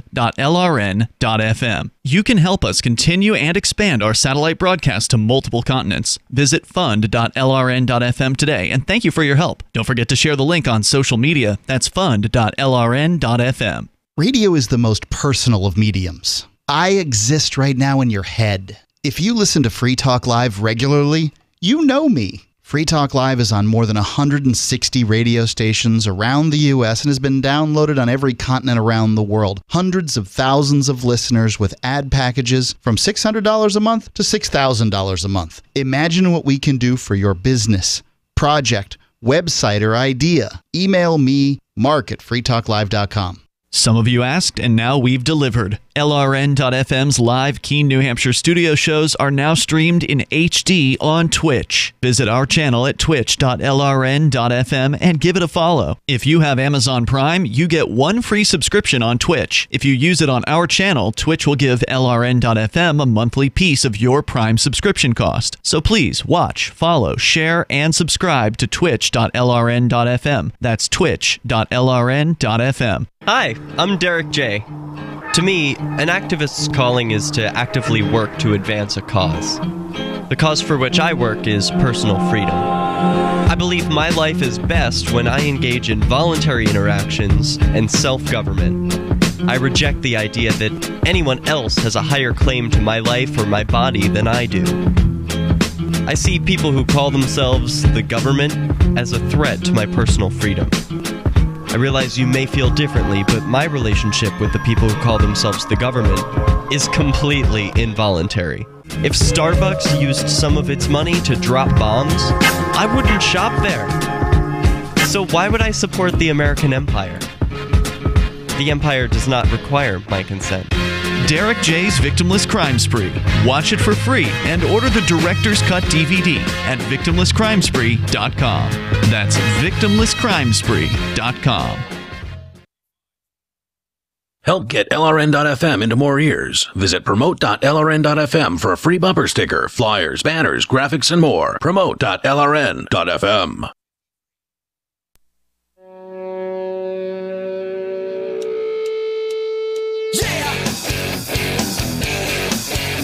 Hey, it's Free Talk Live, and you can bring up whatever you want. Just dial in toll-free here. Our number is 855-450-FREE like freedom. That's 855-450-3733. We do have the Discord on-air call-in line rooms, which are available and open to you right now over at discord.lrn.fm. That's discord.lrn.fm. Anarchapulco is coming up in February. So now's the time to start making plans, especially because this event, I'm going to say, it's on track to sell out again. Yeah. It sold out this year when the attendance was 1,700 people. And I'm sure Ron Paul had something to do with that because he was one of the speakers this year. He's coming back in 2019, so if you missed out this year, you get another chance to see Ron Paul speak. Before at some point he's going to stop speaking. He's going to retire and probably not go around and do that stuff. Although who knows? He's in his 80s. Maybe he'll end up, having a heart attack on stage. I mean, he just keeps on going. I mean, Ron Paul, he doesn't quit, man. I like that you think he's a hard worker. Yeah. What you just said, I don't like as much. No, I mean, nobody wants to see Ron Paul die. But the reality is, I mean, most people don't make it if they're males as far as Ron Paul has. He's in his 80s. Most males don't make it past 74. Sure, he keeps he keeps in good shape. He is in good shape. So you get to see him next year at Anarchapulco. And you can go and get 15% off of your tickets because you're a Free Talk Live listener. Go to anarchapulco.com, use code FTL to get that 15% discount. They've got some other great speakers will be there as well. Judge Napolitano, Doug Casey, Larkin Rose, and more. It's February 14th through the 19th in 2019 in Acapulco, Mexico, a beautiful world-class resort right there on the beach. But again, it sold out this year, so there's a good chance it's going to sell out again in 2019. Even though they're increasing the number of tickets, they have already gone through 1,000 of the 3,000 tickets they have to sell. So get yours now, anarchapulco.com. We will be there broadcasting from the event.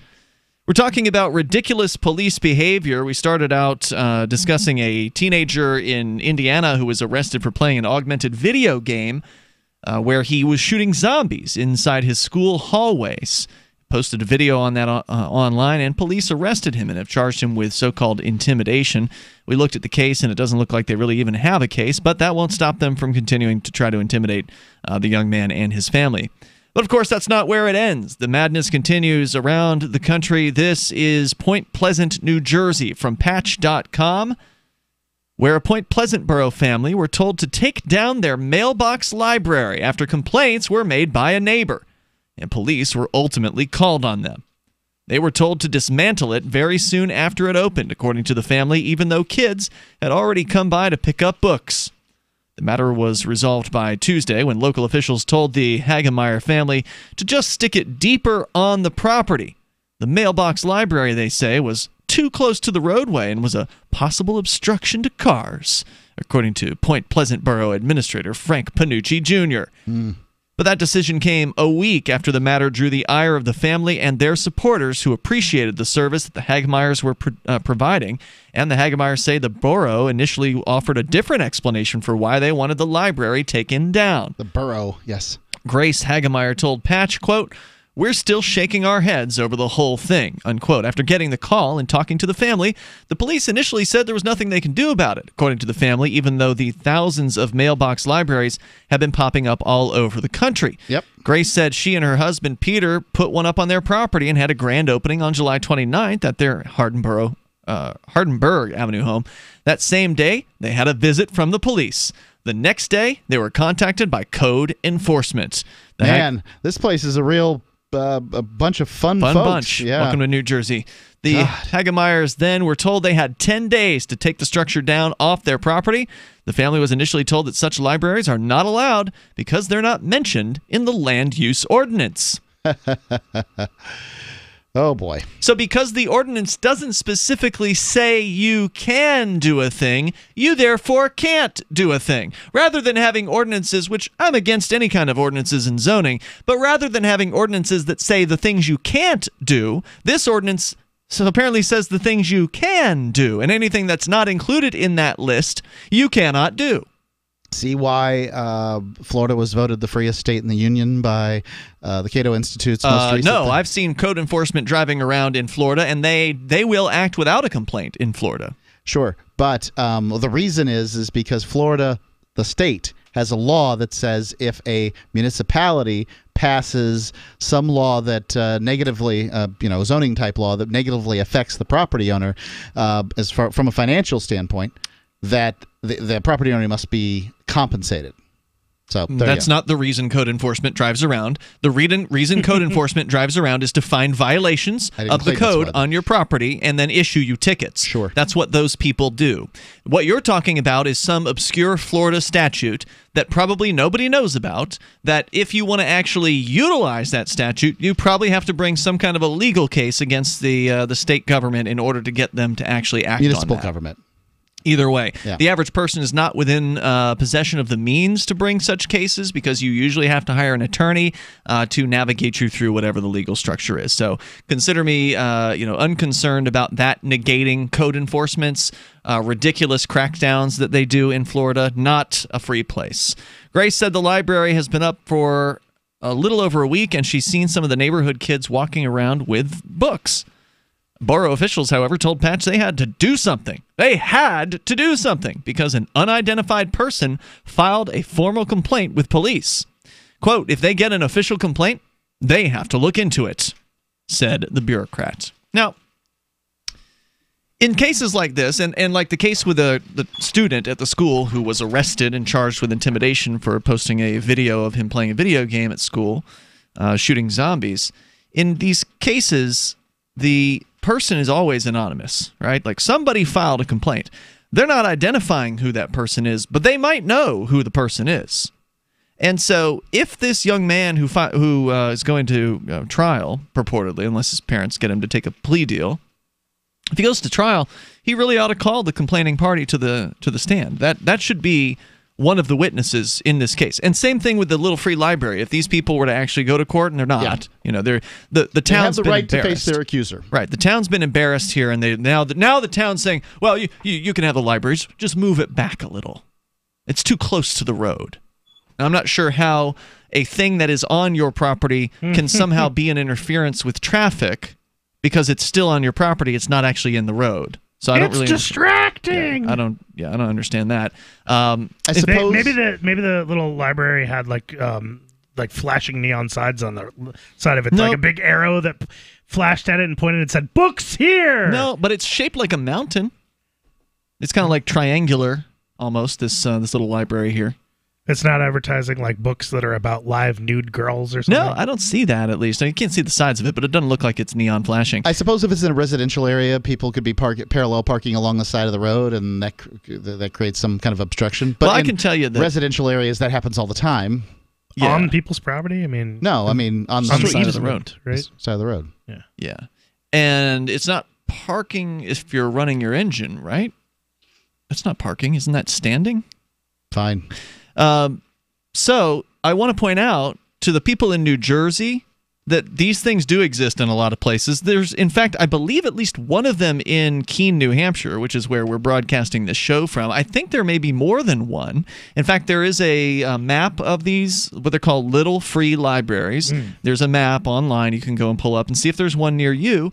I actually went there and put a book in it earlier this summer because it's right down the street. It's on one of the main drags here in downtown Keene, New Hampshire.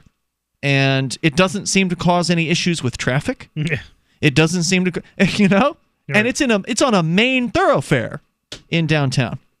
The toll-free number here tonight is 855-450-FREE. Grace said the library's been up for over a week. She said some of the neighborhood kids have been walking around. She told Patch, quote, seriously, does it get any better than that? Neighborhood kids walking around carrying books instead of having their noses buried in their phones, she said. She grew up in Point Pleasant Borough, talked to a teacher who took a book for her classroom. Oh, I see. Took a book from the library. Another neighbor said her daughter grabbed a book to read at the beach. They walked past on their way to get ice cream. She said, quote, we live in a great town on a friendly street. This is the kind of community we should be encouraging. I agree with her there. It's a cool thing, the little free library. People just trade books in these things. And unfortunately, you do not have a great government in your town, ma'am, but otherwise I'm sure your neighbors are very nice, except the one that snitched on you. Do you operate a retail business and are looking for a solution for point-of-sale cryptocurrency acceptance? It's never been easier thanks to AnyPay.global. There's no paperwork or approval process to open an account. If you already have a tablet at your cash register, you're almost done. Just sign up at AnyPay.global, drop your personal crypto wallet addresses in our setup page, and then load our app. That's it.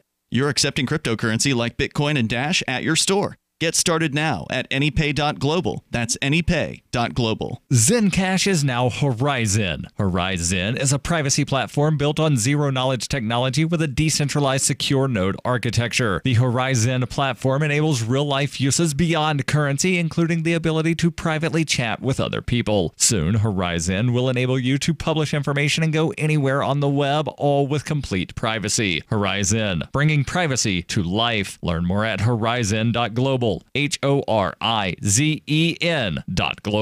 I'm David Hall, founder of Diamond Gusset, where we're proud of our 100% grown and sewn American-made jeans. Whether you're out for dinner, working on the farm, or on the road, Diamond Gusset Jeans offers a full spectrum of styles and sizes for any occasion. To find yours, visit gusset.com. That's GUSSET.com.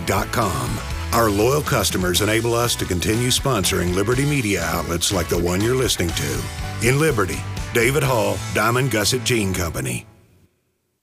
When you use public Wi-Fi, hackers and identity thieves can see anything you do online. Embarrassing photos, your web history, even your passwords. That's why I use private internet access to encrypt my internet connection for less than 10 cents a day. Sign up now at privateinternetaccess.com, and in just a few minutes, you'll be browsing anonymously and only sharing what you want to share. privateinternetaccess.com. It's time to protect your online privacy.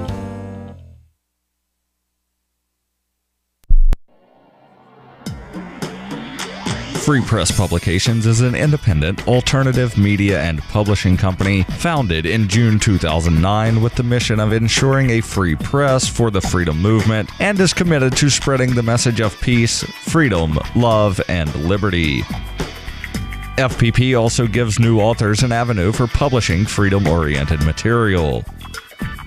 FPP brings you daily news and commentary on the website fpp.cc, as well as a daily 5-minute newscast, FPP Radio News, and weekly news, views, and commentary in the FPP Freedom Minute and Peace, Love, Liberty Radio at fppradio.com, and the monthly newspaper, FPP News, at news.fpp.cc.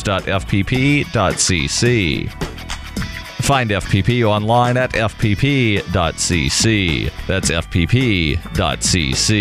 as in Creative Commons. Here's a chance to do a little activism while you're cruising Facebook, Twitter, or Google+. Between the LOL cats, the recipes, the hot girls, and the inspirational sunrise memes, Free Talk Live's post pass by your newsfeed. Like them, comment. It gives us more exposure. If you don't see our posts, click like at facebook.freetalklive.com and then hover over it to click Get Notifications. It's an easy way to spread the ideas of liberty a bit further. I know you're busy, but you can spare that 1/10 of a calorie it takes to click on something. facebook.freetalklive.com. This Your Family Today tip is brought to you by Ovaltine. Give your kids the nutrition they need to be their best. Visit us at ovaltineusa.com. Telling your child about healthy food choices is important, but showing her what to eat goes a lot further. Have her help create the grocery list, then bring her to the store with you. Picking out healthy foods together helps kids get in the habit of thinking about what they're eating every day. For more tips like these, visit us at parenthood.com/yourfamilytoday. Some of our live shows are streamed in HD on Twitch. Please follow and share at twitch.lrn.fm. That's twitch.lrn.fm.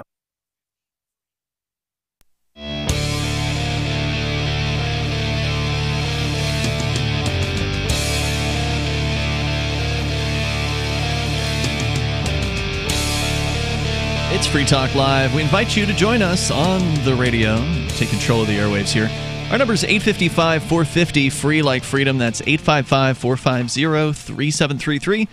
And there's also the Discord on-air call-in line rooms. Maybe you want to call about a busybody neighbor, because that is what we're talking about here. These busybodies who, whether they be somebody that you're going to school with or somebody who lives down the street from you, they're all over the damn place, and they think they know how you should live your life. They think they know how you ought to take care of your property, and they're going to call the police on you over it. And that's what's been happening. Those are the stories we've been covering here tonight. With you in the studio, by the way, it's Ian. And Johnson. And Mark. Don't forget, you can check out or sign up for our email list. Go to freetalklive.com. You'll find the email list sign-up box right there toward the top of the page. Drop your email in there, and we'll send you an email, usually no more than once a week, to keep you in the loop with what's going on with Free Talk Live. So, again, sign up for our emails at freetalklive.com. It's frustrating to see, these poor innocent families and innocent students being targeted by people really with nothing better to do than complain about the behavior of others. I don't care what it is you have on your property. In this case, it was a little library where it's a little lending library. Basically a little wooden box with a door on the front of it. A cabinet with it's put on a stick. Yep. It's a cabinet on a stick in your front yard where you put books and maybe a few other things that you want to lend out to other people, and Correct. Other people come and maybe they'll bring some books. Correct. Maybe they'll take a book, leave a book, that kind of thing. That kind of thing. Yeah. It's great because if you're a book person, you've got a lot of books, and they don't do any good sitting on a shelf. They don't. I mean, how many times do you actually look? I get there's probably like the voracious readers who may actually go and return to a book, but how many times in your life have you read a book more than once? A few. But of all the books, right, that you've ever read, most of them, 99% of them, 97% of them, you only read it once. Right, I think positively about, but I don't necessarily reread. And then you set it on your shelf. And if somebody mentions something that's regarding, what that book was about, whether it's fiction or nonfiction, you might say to them, "Oh, hey, I got that book. Would you like to, borrow it?" And then you can do that. Right. But otherwise, it just sits there. It's more of a trophy to say, "I read this." Yeah. But this allows you to actually get books out there into other people's hands. I think it's great. I think it's a great little tool. And the police in this town in New Jersey decided to threaten this woman and threaten this family over it. Code enforcement came out saying, well, it's not authorized. We don't have in our code, the words we've written, this group of strangers calling ourselves the government, we've written down a bunch of words, and we didn't include anything about this in our words. So therefore, you need to stop immediately. You need to take this thing down. And then they got embarrassed because the media came in and posted stories about this. Here's what you do. Here's how you solve it. You paint it red, white, and blue and put some stars on it. Well, but did they ask permission to paint it? Because you got to ask permission. Doesn't make a difference. New Jersey. Once it's red, white, and blue and has stars on it, it is now sacred, and there's nothing they can do about it. Oh, that's a great idea. So anyway, I just thought it was worth sharing these stories because it's frustrating. Look, if you're a busybody, if you're the kind of person who would have called the cops on this family, I want to hear from you. The toll-free number is 855-450-FREE. Go ahead, own it. Whoever, because they said this person's unidentified in this particular story. You ought to be proud that you were the snitch, right? If indeed this was such a terrible thing, and it was so dangerous to the traffic or whatever it was that the government was claiming was going on here, then you, the person who snitched that nice family out, or the person who snitched out the young man who had a video game in school of killing zombies, you ought to be proud. Go ahead, own up to it. Forget all these anonymous phone calls to police. Why don't you post on Facebook, I'm the person who said, snitched out my neighbors over the free library? I'd like to see what kind of feedback you get. Because you have to hide behind your anonymous snitch system in order to protect you, because what you're doing is antisocial. What you're doing is especially in the case of the free library, it's anti-community. So, you suck. Yeah, I can't think of a good excuse to not have one of these little lending libraries. I suppose people could say, yeah, there's just junk books nobody wants or something. I just can't come up with a good reason. Well, I mean, one person's junk is another person's treasure. Indeed. All right, so I'm sure that I have books in my library right now that if somebody came over and said, I want to read this, I'd just give it to them. And I just pared down my library by half. We moved a few months ago, and Laura said you got to get rid of half the books. So I haven't played the zombie game, and curious to know if it's actually any fun, or if it's worth it. I don't play a whole lot of games these days, but I still do enjoy them. Johnson, are you in the middle of anything right now? Is Johnson's game of the week? A lot.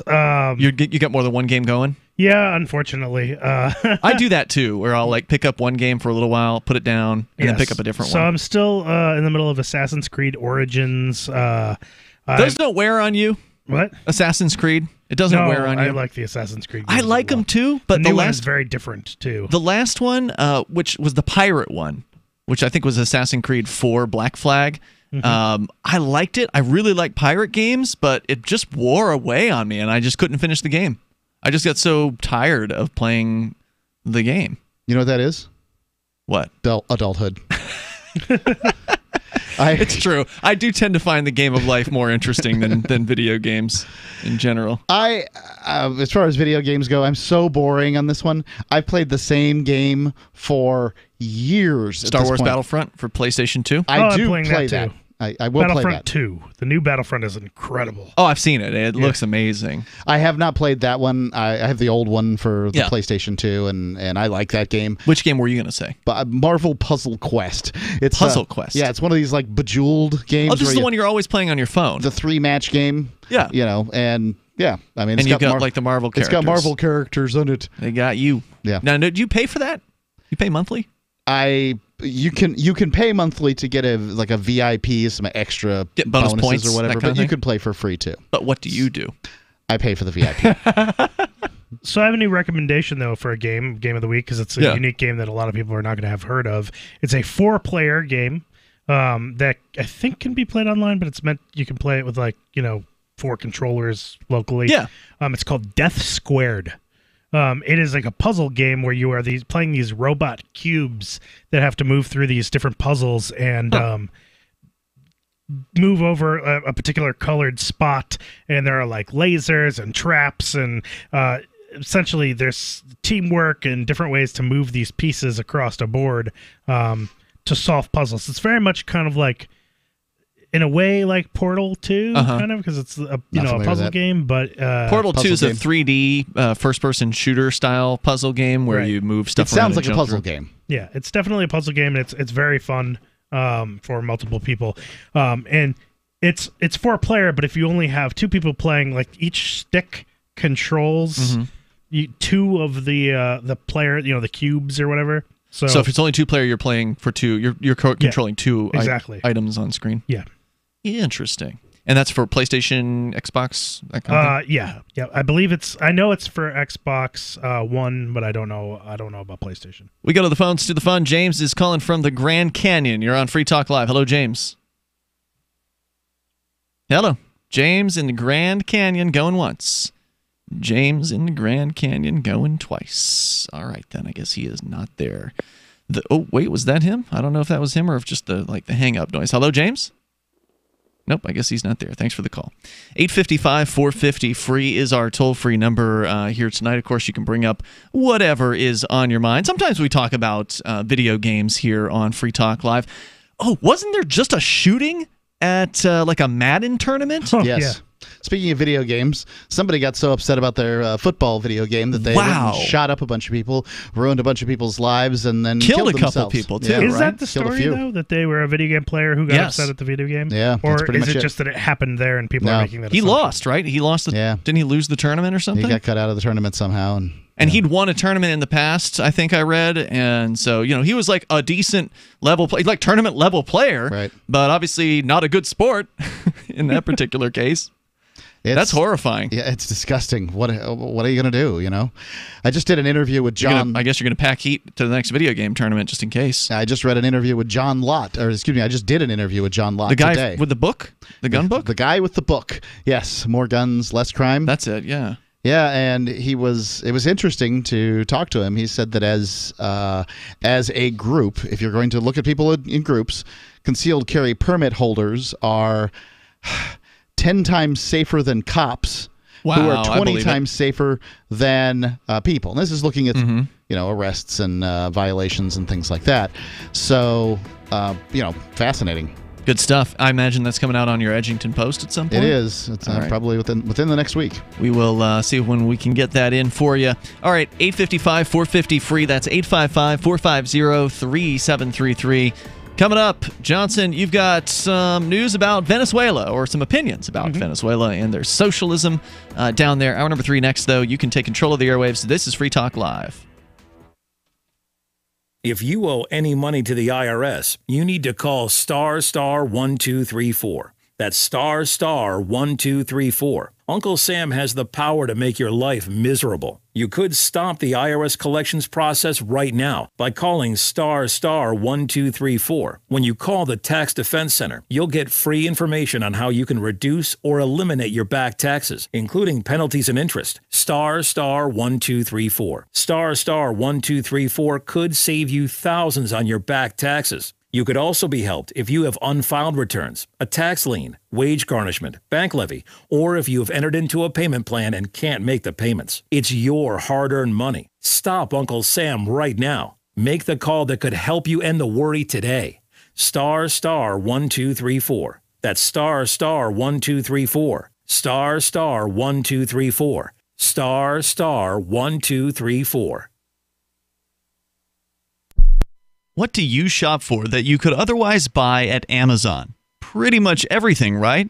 Amazon has competitive pricing and they deliver, and that's a big plus. If you could plan ahead in your shopping, would you be interested in saving up to 33%? There's a catch. You have to do your shopping in Bitcoin. But imagine those savings. It's like a huge raise. All you have to do is go to SaveItPurse.com. We've saved thousands, and you can too. Plan ahead and save. SaveItPurse.com. So you've heard all 3 hours of the latest episode of Free Talk Live, and you're still hungry for liberty-oriented audio content? Did you know that we have another 24/7 audio stream at LRN.FM? The Liberty Radio Network airs the latest episodes of some of the best liberty-oriented podcasts on the internet around the clock. In addition to recorded content, you'll also hear live shows like Free Talk Live, originating from our Keene, New Hampshire studio. So listen anytime at LRN.FM. That's LRN.FM. You're listening to the live edition of Free Talk Live. Hour number 3 is next after the news here on the Liberty Radio Network at LRN.FM. From Keene in the Shire, the Liberty Media capital of the world, this is Daryl W. Perry, host of FPP Radio News for Tuesday, August 28th, 2018. Silver is trading at $14.93 per ounce. Gold is valued at $1,212 per ounce. Zen is trading at $20, and the average price of Bitcoin is $7,026. Antiwar.com reports Iran has filed a lawsuit at the International Court of Justice seeking a court order to lift U.S. sanctions against them. The sanctions were imposed in recent weeks as part of the U.S. withdrawing from the P5+1 nuclear deal and subsequently trying to reimpose nuclear sanctions on the Iranians. Iran argues that the unilateral sanctions are in violation of the 1955 Treaty of Amity and Economic Relations signed between Iran and the United States. The treaty has been cited in previous Iranian lawsuits against the U.S. at the ICJ. This is the first time, however, that Iran has pushed a lawsuit regarding the treaty to prevent U.S. sanctions. This may reflect that in the past, U.S. sanctions tended to be part of international measures, while in this case, the U.S. unilaterally withdrew from the existing diplomatic deal and seeks to reimpose sanctions unilaterally, pushing the rest of the world to comply with them. The U.S. has not commented on the new lawsuit, though since previous administrations have cited the 1955 treaty with Iran in other contexts, so it will be difficult for the current administration to claim that it isn't still effectively in place. In 2115 New England, there are no borders, no states, and no regulations, yet never has a more peaceful and prosperous place existed. But Mr. Drake's security company has seen better days. Faced with the prospect of waning power, Mr. Drake intends to replace the anarchy of New England with a government. But at what cost? Will anybody care? And can anyone stop him? Anarchy in New England by Joe Jarvis is available from Amazon.com and all major bookstores. UPI reports U.S. Secretary of Agriculture Sonny Perdue announced Monday that the Trump administration will release more than $6 billion of the $12 billion in aid it promised to farmers impacted by tariffs. The soybean industry, which has been hit hard by tariffs, will get the bulk of the initial relief package, totaling $3.6 billion in aid. The pork industry will receive $290 million, followed by the cotton industry with $276 million. The wheat, sorghum, and dairy industries are slated to receive more than $100 million each. Another $1.2 billion will be used to purchase commodities such as apples, pork, dairy, and a variety of other food products. Sonny Perdue said in a statement, "Early on, the president instructed me as Secretary of Agriculture to make sure that our farmers did not bear the brunt of unfair retaliatory tariffs. After careful analysis by our team at the U.S. Department of Agriculture, we have formulated our strategy to mitigate the trade damages sustained by our farmers. Our farmers work hard and are the most productive in the world, and we aim to protect them." Not all industries are satisfied with the amount of relief. Approximately $96 million has been set aside for the corn industry, while the National Corn Growers Association said that was not enough to offset the impact of tariffs. But with farmers' income down nearly 7% this year and at their lowest point since 2006, the aid announcement was welcomed by other farming lobbyist groups.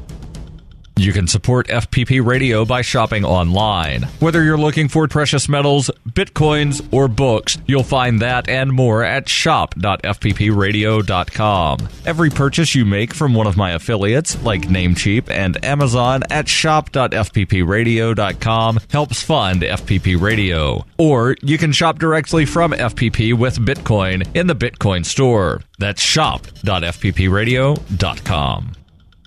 Reuters reports a federal judge on Monday extended a ban on the online distribution of 3D printed gun blueprints, a win for a group of mainly Democratic-led states that said such publication would violate their right to regulate firearms and would also endanger their residents. District Judge Robert Lasnik in Seattle issued the extension of a nationwide injunction, blocking a Texas-based group from disseminating files on the internet for printing plastic weapons. Lasnik's prior order, issued on July 31st, blocked the release of the blueprints hours before they were set to hit the internet. The ban was due to expire on Tuesday, and the new one will remain in place until the case is resolved. Monday's decision blocked a settlement between the Trump administration and Defense Distributed, a group that argues access to the online blueprints is guaranteed under the U.S. Constitution's First and Second Amendments, which supposedly protect free speech and the right to bear arms, respectively. A group of 19 U.S. states and the District of Columbia sued the U.S. government in July, arguing that publishing the blueprints would allow criminals easy access to weapons. They also said the Trump administration had failed to explain why it settled the case.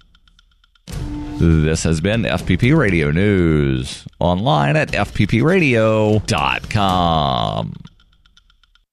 Seniors thunder into a local high school parking lot like coalition forces entering Baghdad. A substitute teacher just needs to make it to her car before breaking down in tears.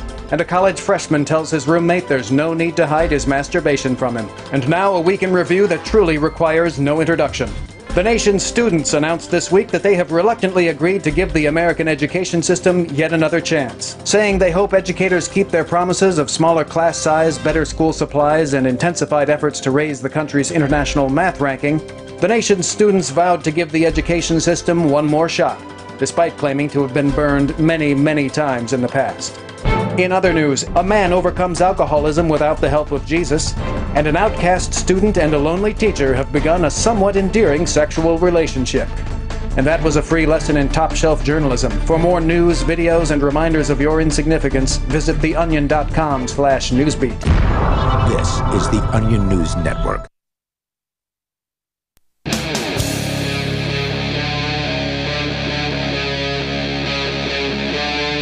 Free Talk Live. It is Free Talk Live. You can dial toll-free and bring up anything that you want. Our number here is 855-450-FREE. That's 855-450-3733. We've also got Discord. You can call in via the Discord on-air call-in line rooms, which we're going to actually go to one of those here in a moment. Discord.lrn.fm will get you there. And with you tonight, you've got Ian. And Johnson. And Mark. Coming up, Johnson, you've got some opinions about Venezuela, a piece, some sort of piece that you're going to share with us here, and there's socialism there. But first, we go to your phone calls and thoughts. Matt is on the line. Actually, his username is Matt for Liberty, and he's calling from Mississippi on the Discord on-air call-in line. Go ahead, Matt. Hey, guys. How you doing? Welcome. You're on the air. Good. Hey, first-time caller. Love the show. Thank you.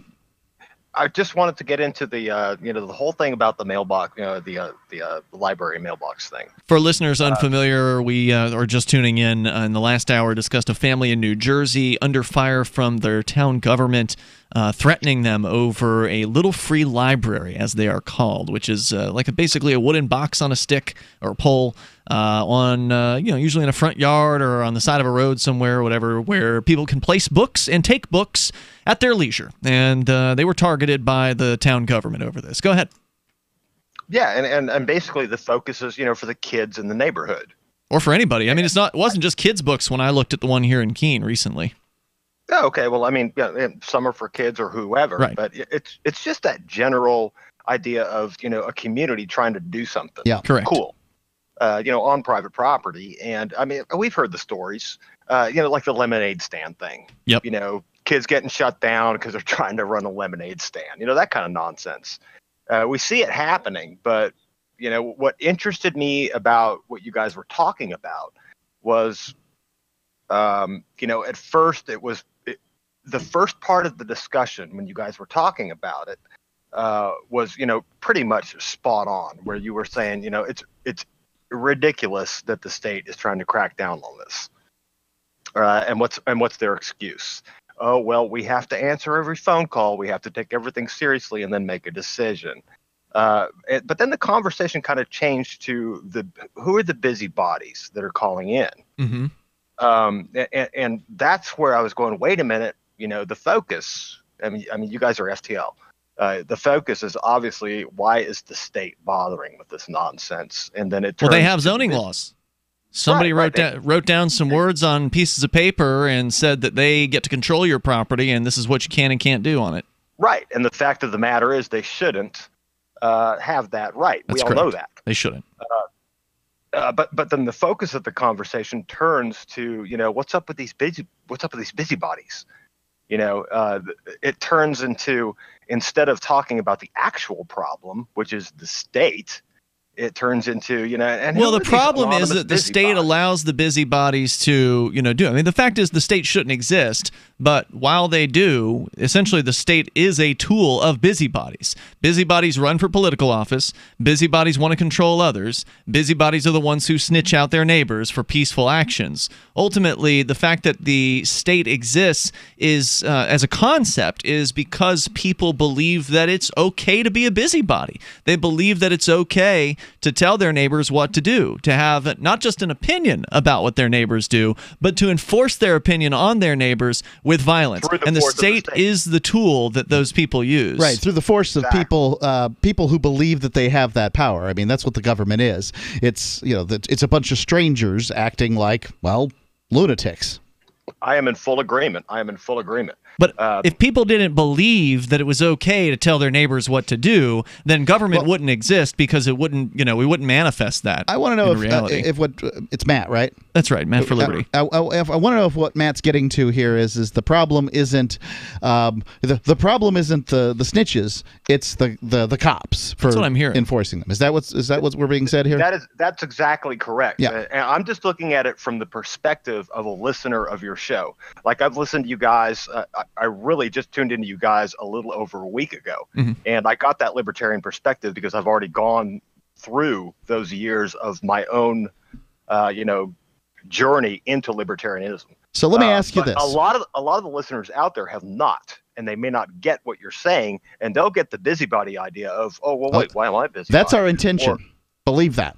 What do you mean? Our intention is to spread out the blame, because I believe the blame is the busybodies. I believe it's the mayor, the chief of police, all the police. Like the blame goes all around to everybody who's involved in this situation.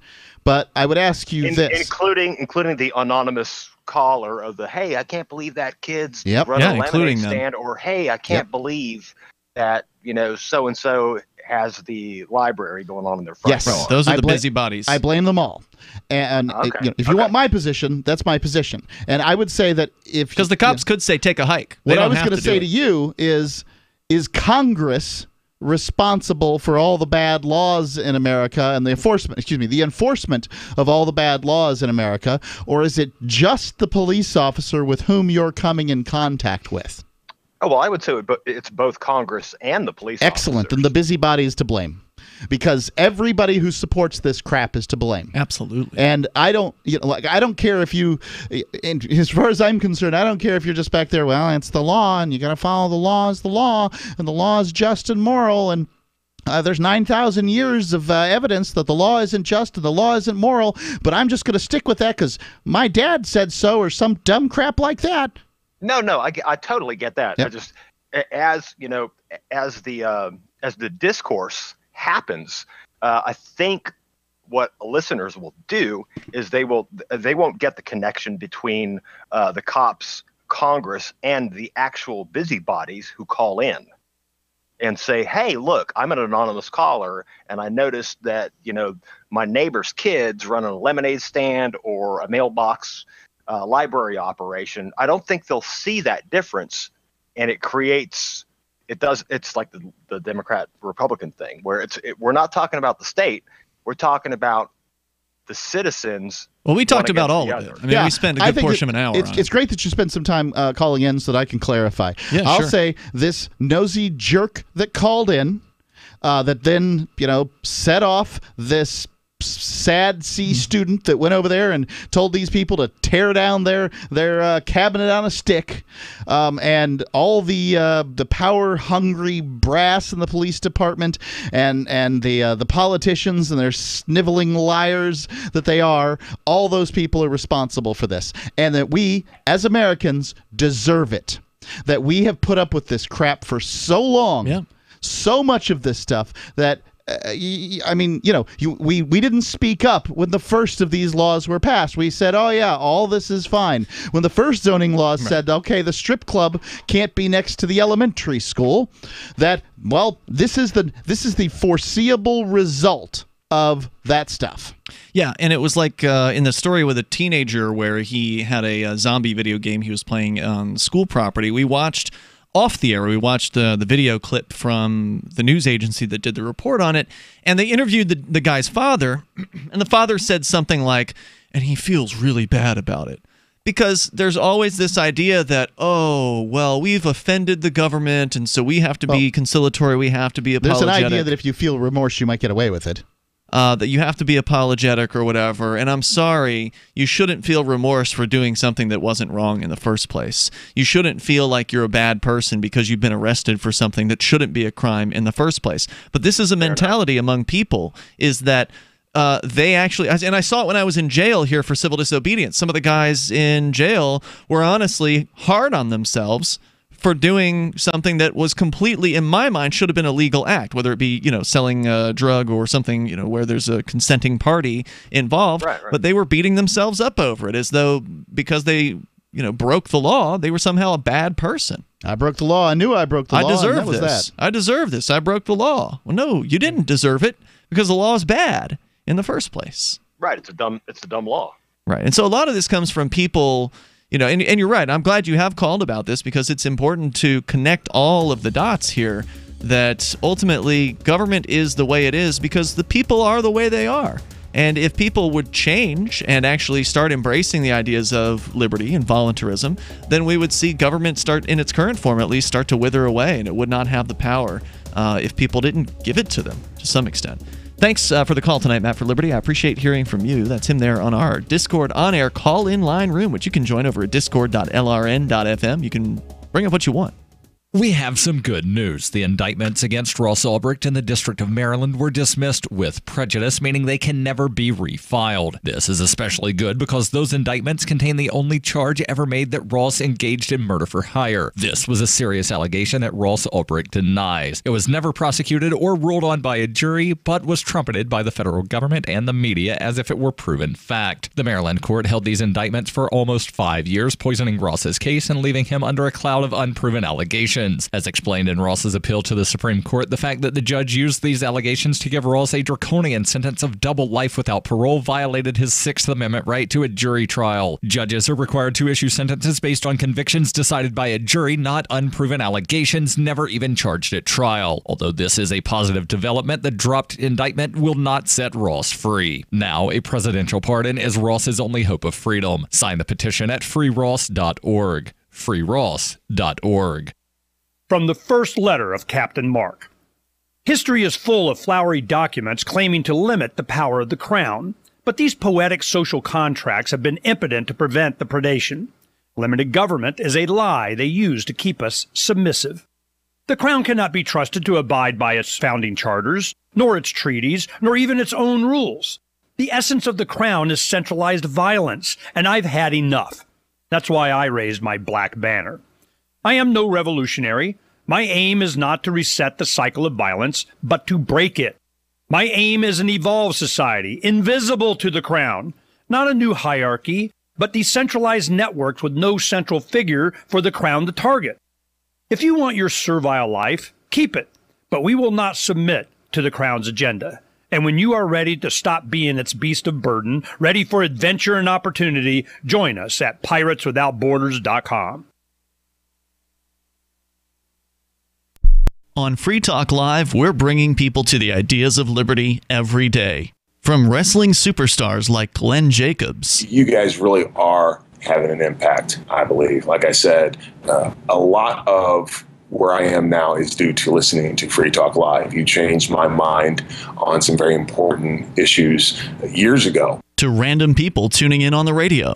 I was kind of stuck in the left-right paradigm. I heard your show by chance on a Saturday night. From there, I went on, joined the Free State Project, and become an amplifier. So, I mean, that's really the reason why I amp is because I know that if it wasn't for you guys being on as many stations as you are, I never would have found the ideas of liberty. Your amp will directly change more lives by getting Free Talk Live in front of people looking for talk radio online and on the air. When you amp Free Talk Live, you get perks like access to the AMP-only Facebook group and AMP podcast. Visit amp.freetalklive.com. LRN.FM is proud to announce our official listening apps for Android and iOS devices. Now you can easily tune into our streams anywhere, anytime on your smartphone or tablet. Just visit apps.lrn.fm or search for LRN.FM in the Android or Apple app stores.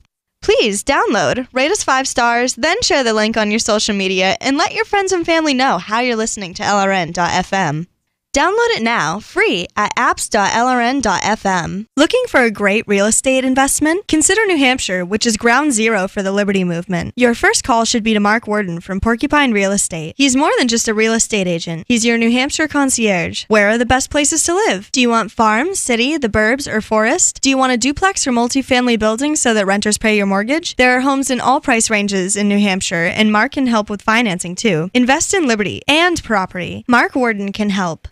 PorcupineRealEstate.com. Love what we do? Please help support our international satellite channels at patreon.lrn.fm. That's patreon.lrn.fm.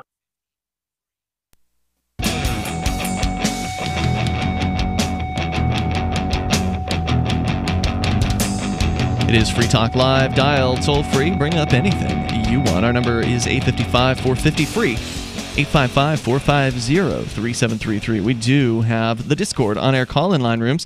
Go to discord.lrn.fm and you can jump on in there. There's 3 different rooms. Pick whichever one you want and we'll join you once you get in there, and you'll get on the air with us and sound almost like you're sitting here in the studio with us. With you tonight, by the way, it's Ian.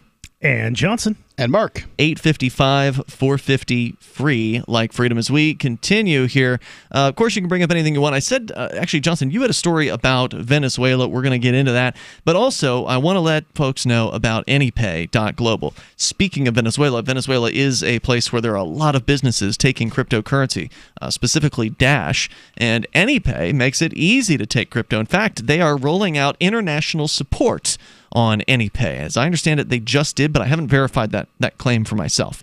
So I was shown a screenshot, but I myself have not gone to see how you change languages and change currencies on AnyPay. But that's what they've been working on behind the scenes in the last several weeks. They're always working. And so that's what's new over at AnyPay.global. If you are in the world of retail and you want to take cryptocurrency at the point of sale, if you already have a tablet, you're almost halfway done.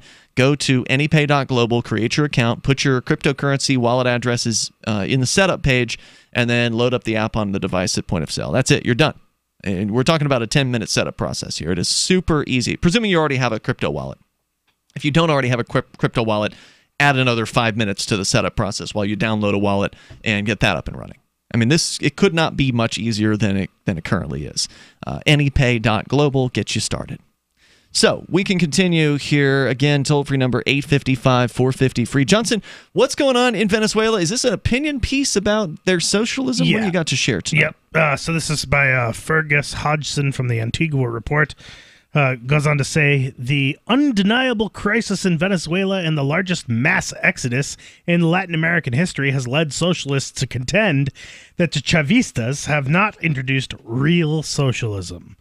All problems in what was supposed to be revolutionary socialist paradise are the fault of an economic war from the evil American empire. Yeah, that's the way it always goes. That's the argument, is because the United States doesn't want to disallows businesses in the United States from doing business with Venezuela. We've caused all their problems. Well, given the cultist allegiance to socialism around the world, this obfuscation has garnered plenty of traction. Unfortunately, that includes prominent members of the Venezuelan opposition who appear incapable of seeing what is before their eyes. For example, the Popular Will political party of Leopoldo Lopez, a political prisoner and perhaps the most recognized opposition leader, is a full member of Socialist International. The scapegoating and continued push for socialism, however, spells no end to the insanity. It also dooms more nations to follow Venezuela's lead to a self-imposed economic and political nightmare. The word socialism is not necessarily the crucial element. What socialism stands for is the centralization of the means of production. Often couched in feel-good terms, such as liberation and justice, socialism means a command and control economy that dismisses property rights and individual autonomy in contrast to capitalism. Yeah, now I know that there's people out there that call themselves libertarian socialists, and those people are screaming at their podcast, their little pod feeds right now. They're saying, no, it's not state ownership of the means of production, it's community ownership of the means of production. And to those people, I then ask, what's the difference between a commune and a community-owned organization? I think that these are just parsing terms. For me, I always learned socialism is state ownership of the means of production. I like to use it that way. I don't want to own the means of production. I don't want to own a piece of the grocery store. I don't want to own a piece of the clothing store or whatever. I just want to do my thing. I think entirely defining socialism is probably outside the scope of what we could cover right now, considering the size of that argument. Yes. Just keeps going. So he continues to say here, the In the words of the newspaper Socialist Worker, socialism means a society based on workers. That's an oxymoron, huh? A society based on workers collectively owning and controlling the wealth their labor creates in the Marxist tradition. The dominant theme in socialist publications is that the pursuit of egalitarian outcomes is achieved through the redistribution of resources and heavy intervention in the economy, especially with explicit state ownership and control of industries. How does Venezuela in the Chavista era, 1999 to the present, stack up? Hugo Chavez and his allies were so hell-bent on introducing a socialist revolution that one feels like a mosquito in a nudist colony. There are so many policies to highlight. Chavez vastly expanded existing socialist programs, and dictator Nicolas Maduro, Chavez's hand-picked successor, has continued and accentuated the interventionism.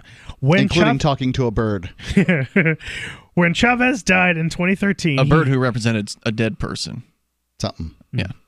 So when Chavez died in 2013, he had 32 government ministries. Now there are 40, including the ministries of communes, food sovereignty, water and eco-socialism, and supreme social happiness. Supreme social happiness. The Ministry of Supreme Social Happiness. I'd love to be chairman of the Ministry of Supreme Social Happiness. That is a failed ministry right there, because people in Venezuela are not happy. They're not happy. They're hungry. So he goes on to say, here are a few ideologically symbolic socialist policies from the Chavista era grouped into 5 categories. And I really just... Where's the source on this? This is really interesting. This is Fergus Hodgson from the Antigua Report. Okay. It's from the epochtimes.com. Epic. Yeah. Epoch is different Is than it epoch? Yeah. There's 2 different words? Yes. Yep. Epic is an old story, old long EPIC. story. An epoch is an era, a length of time. I wasn't thinking EPIC. I was thinking EPOCH. That's epoch. Isn't that pronounced epic? No. Epoch. Okay. Huh. So I'm going to read the headlines for these because I don't know if we're going to get cover the details all of them, so I'm just going to read what they are. These grouped in 5 categories things. 1, confiscation, nationalization of industries.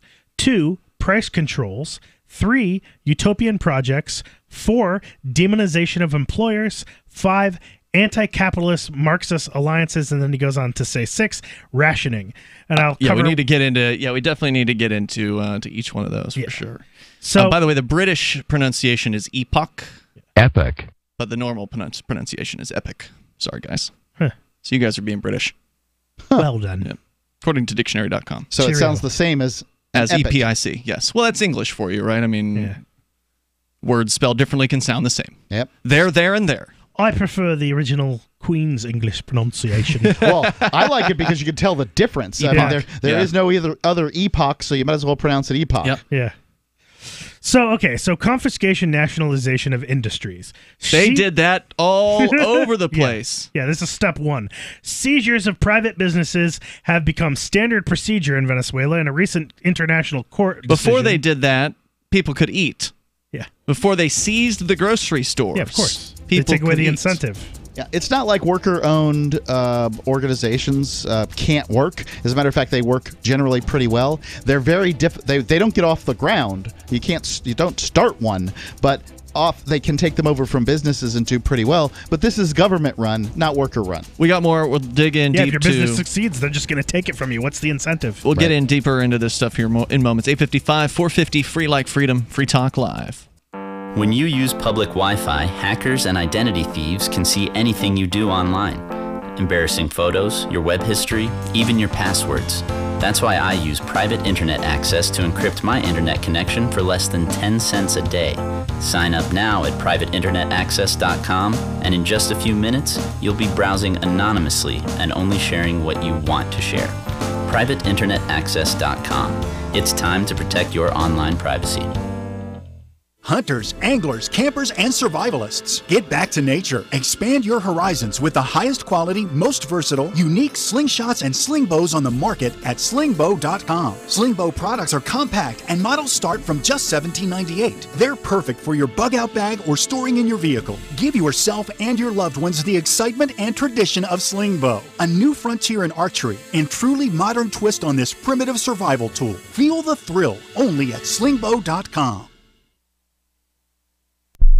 The Free State Project has reached its goal of 20,000 liberty lovers who've pledged to move to New Hampshire and get active to achieve liberty in our lifetime. Perhaps you're trying to figure out what part of New Hampshire should be your destination. If so, consider Keene. You'll find more than 150 reasons to move to Keene at move.freekeene.com. Keene is famous for its historic, publicity-generating activism, as well as being the liberty media capital of the world. It's home to freekeene.com, New Hampshire's destination for liberty activism, news, and opinion. For years, we've been compiling over 150 reasons to move to Keene at move.freekeene.com, where you'll learn about some of what's happening here and what makes Keene a great place to live. If you love liberty, you'll probably enjoy anywhere you end up in the Shire. But do your due diligence first. Please visit move.freekeene.com for the full list of over 150 reasons to move to Keene. That's move.freekeene.com. Are you tired of governments murdering people around the world? Stop using their money. There is an alternative. Bitcoin is a stateless, free market, non-political currency. Bitcoin cannot be inflated or controlled by any government. By using their money, you are helping the state. Stop doing it. You have an incredible alternative available now. Learn it, use it, spread it. Get started with Bitcoin at bitcoin.com. That's bitcoin.com. There are lots of ways to listen to Free Talk Live. Our podcast has been around since podcasts began, and now the FTL feed is loaded with content besides our full show archives. Did you know that we make it easy for you to customize your podcast subscriptions? We have different feeds, one that includes only our full shows, one with just the Daily Digest, and one with just the Edgington Post. You decide what you listen to. It's quick and easy to customize your feeds at feeds.freetalklive.com. That's feeds.freetalklive.com. This is Michael Dean from the Freedom Fiends. I've run websites since 1996 and have used over a dozen web hosts in that time. AgristHosting.com is the only one that hasn't broken my heart. Agrist Hosting's uptime and service is stellar, and their DDoS mitigation is the best I've seen. That's important because if you tell the truth in this world, you'll ruffle feathers. And some people will try dirty tricks to silence your voice. No matter what the haters hit us with, Agrist Hosting keeps our websites online. If you have a mission-critical commercial presence or a world-changing activism site, you cannot tolerate any skullduggery. So go with agristhosting.com. Have a WordPress or blog site, but you're not satisfied with performance or uptime? Or just want raw hosting? Want to pay with Bitcoin? Agrist Hosting specializes in high-performance hosting with personalized service. Go to agristhosting.com and click on the button that says Get Hosted. That's agristhosting.com.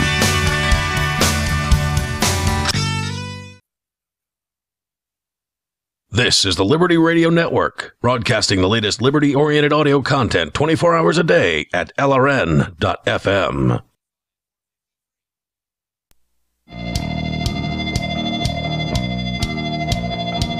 Free Talk Live, dial toll free, bring up whatever you want.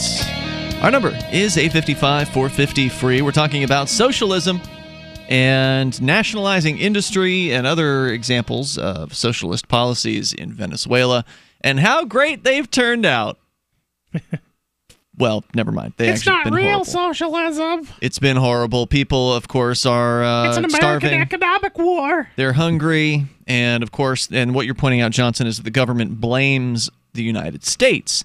And certainly the United Socialists States... blame the United States. They don't ever want to talk about this stuff. Certainly the United States does shoulder some level of blame in that they do put sanctions against Venezuela, and that does have some effect on their ability to trade and all that. It's YouTube true. Video otherwise, they wouldn't do it. By Abby Martin, who I believe was formerly of Russia Today. Yes. Doing this thing about where she was talking about she traveled down there and talking about the American economic war, and it was just the mental gymnastics. Has she gone to the left? I've heard she's gone to the left. Yeah. Abby Martin. And the mental gymnastics over this, like to say that this is an economic war on behalf of the United States, are pretty astounding. Yeah, well, like I said, it's only a minor aspect of it. It's the socialism in Venezuela that's the problem, and nationalizing industries, we're just about to point out here, is resulting in basically people starving and being very, very hungry. Food trucks are being robbed because food is so scarce over there. It's hard to But even it's all find it. America's fault somehow. Yeah, it's ridiculous to say that. By the way, Tom Woods is somebody that a lot of libertarians got to know during the Ron Paul campaigns of 2008 and 2012. He's a best-selling New York Times author. He's written over a dozen books, including The Politically Incorrect Guide to American History. And since September of 2013, Tom Woods has been putting out The Tom Woods Show every single weekday, which means he's racked up about 1,200 episodes so far. Guests like Ron Paul, Judge Napolitano, David Stockman, and hundreds more. Topics including the Federal Reserve, net neutrality, the FDA, Austrian economics, and other subjects of interest to libertarians. You can find The Tom Woods Show online at tomwoods.com or search for Tom Woods Show in your favorite podcatcher. So back to the story here, Johnson, about socialism in Venezuela. You were going through a list of 5 examples. Well, 6 sort of total planks here.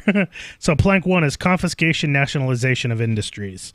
Seizures of private businesses have become standard procedure in Venezuela, and a recent international court decision awarded a $2 billion settlement to ConocoPhillips for a 2007 appropriation. That year also included communications companies.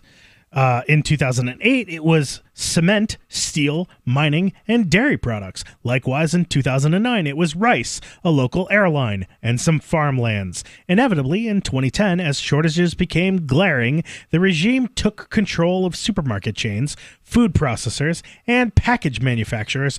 Not that this relieved the shortages. No. Made it worse. In 2008, there were 800,000 private companies registered in Venezuela. By 2017, that number had dwindled to 270,000. Wow. Wait, what was it? 800,000 to 270,000. Yeah. More than half of them are gone. In 10 years, well over half were gone. Yeah. Wow. Yeah. Gone, not nationalized, but just gone. Well, they were not registered as private companies anymore so they could have been nationalized. And the majority of them, the supermajority of the nationalized companies have been running in the red ever since the government took them over. I mean, they've basically just completely run them into the ground. So plank number 2 here is price controls. Fixed prices are the bastion of economic illiterates, since they generate shortages or surpluses of and fuel black markets. However, the Chavista propaganda arm, Telesur, celebrated 33 minimum wage increases between 1999 and 2016, driven by reckless monetary policy. So wait a minute, if they've raised the minimum wage 33 times, those people must be rich. Yeah. Well, wait a minute, why not? Why are they so poor? Fair 15. Why are they so poor if they've raised the minimum wage 33 times? They're not doing socialism right, Ian. You know the answer. Well, the real answer is... It's not real socialism. It's an American economic war. I can't tell you how many. There's a handful of libertarians that used to be libertarians and are now gone socialist on my feed. And I try to talk to them about these things, and most of them are just tried and true minimum wage. You can't bring facts to bear because it's always different emotion. Somehow. Well, I don't think it's emotion. There's always something to rebut it. The emotion is you want to help people.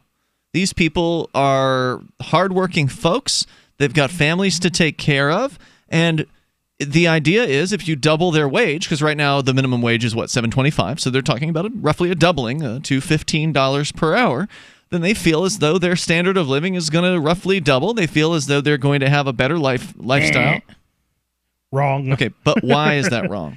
Because obviously the prices have to go up to accommodate that. Well, it's obvious to you, but apparently it's not obvious to these former libertarians who presumably at one time would have understood the economics and for some reason have decided to just stop understanding the economics, unless they were libertarians because it was popular, but that's not true. Clearly, if you increase those prices, it's just going to come out of the pockets of those fat cats at Wall Street and these corporate CEOs who are making 80,000 times the wages of the minimum wage worker. They'll just have to cut back. Right, happens every time. When you look at the wages of CEOs, which by the way were the wages of CEOs. They used to be 20 to 1. They're now like 2,000. Yeah, but they were inflated by government rules anyway. If it hadn't been for the government rules where they were interfering with stock options and all that other stuff, then that wouldn't have happened the way that it did. But it's government rules that created CEO pays the way where they were anyway. But that doesn't change the fact that now if you run a big company, you've got to hire a CEO. And in order to hire the level of CEO that you want to hire, you're going to need to pay what the other companies are paying. So you're now in a price war for CEOs. There's not a price war for minimum wage burger flippers. Somebody can always do that. If you can be replaced by somebody who barely speaks English, just came across the border, is dehydrated, then perhaps you should increase your skill set. Perhaps you have not used the privilege of being born in America and speaking English to all that you could have. Well, it goes on here to say the minimum wage was just the start. To achieve just prices, since 2014, all businesses have been limited to a maximum profit margin of 30% of costs. Meanwhile, almost all household items have had prices set by the Superintendent for Defense of Socioeconomic Rights, the SUNDDE. Give me that. No, wait. Give me that job title again. The Superintendent for Defense of Socioeconomic Rights, the SUNDDE. So, generating empty shelves for everything from toilet paper to deodorant to beer. Empty shelves. Venezuela's free market think tank Cetis Libertad, estimates that price controls forced 28,000 businesses to close in 2015 and 20,000 businesses to close in 2016. Did you see that picture online? And I don't know how legit it was, but it sure looked legit.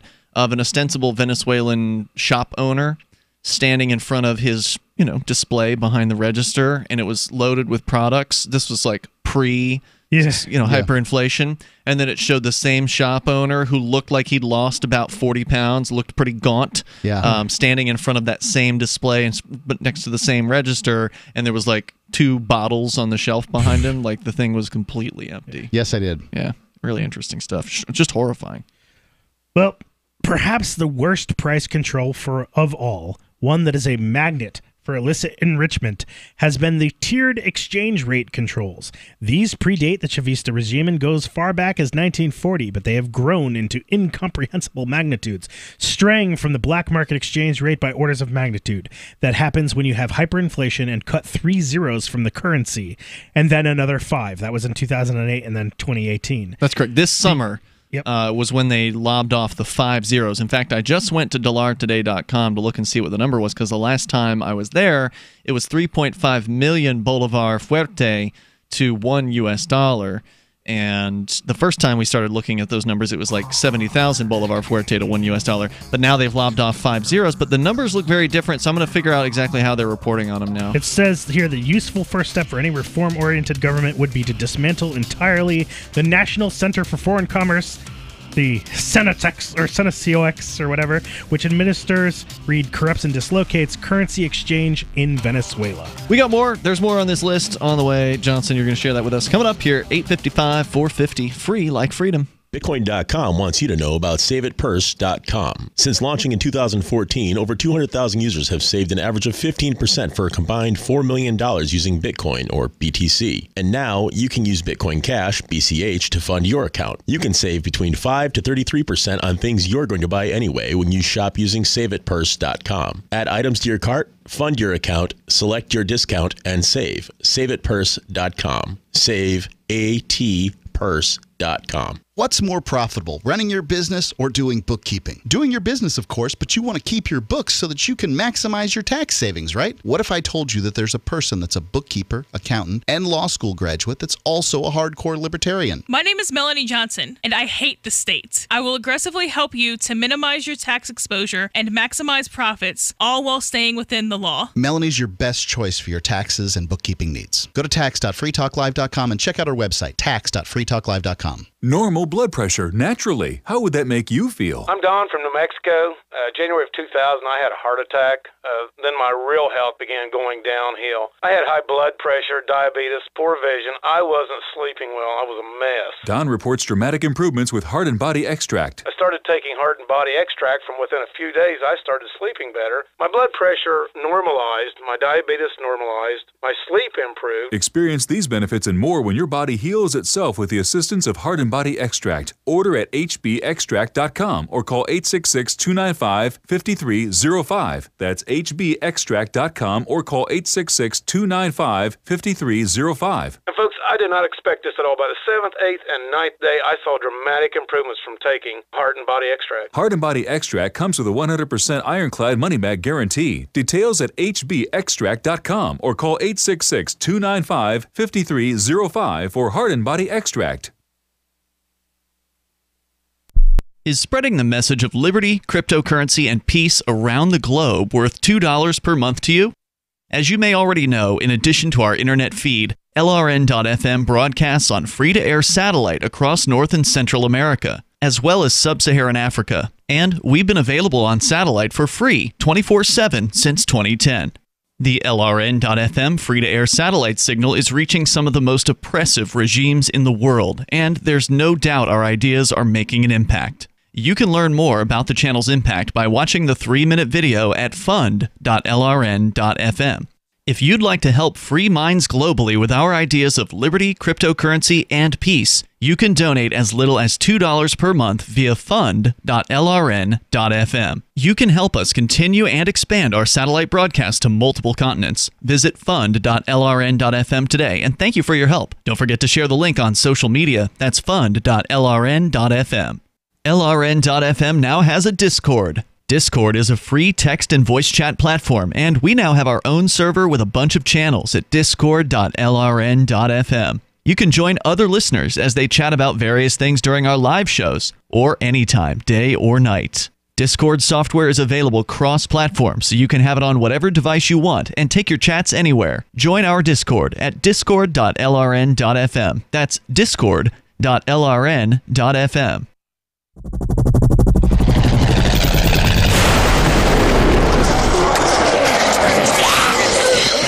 In Survivor Max 2, School Bites, Max must scavenge through a wasteland swarming with the undead. Desperate to find the medicine he needs, he discovers a community of survivors at his former school. Has he finally found the safe haven he's been looking for, or will he discover that school bites? Look for Survivor Max on Facebook, read reviews on Amazon, and read Chapter 1 at survivormax.com. You can sign up to receive the latest about the Liberty Radio Network via our email updates at updates.lrn.fm. That's updates.lrn.fm.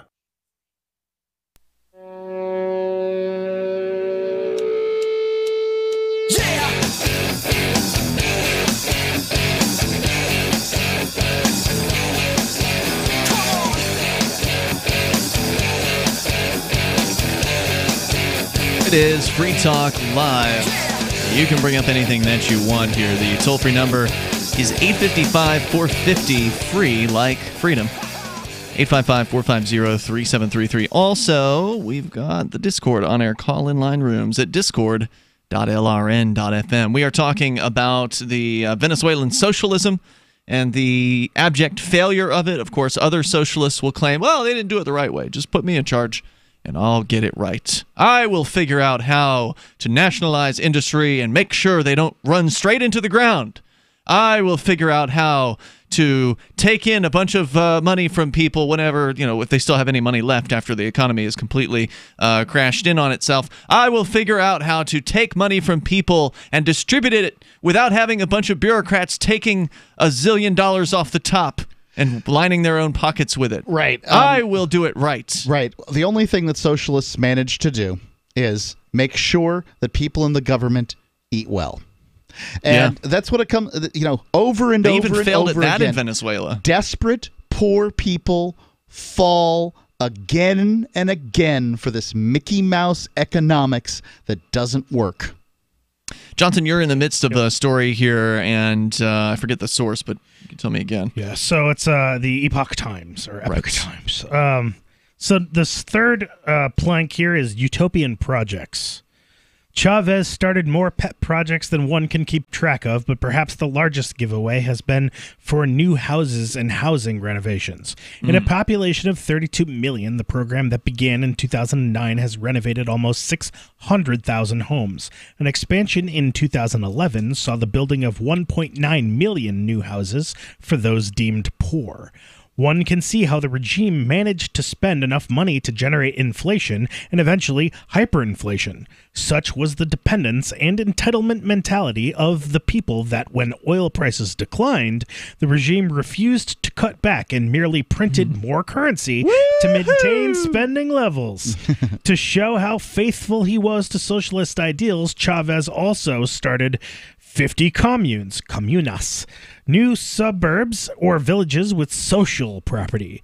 The initial sizes were about 250 families, and the hope was to get 350 functioning. However, given the economic crisis, residents and candidates have abandoned that pipe dream idea.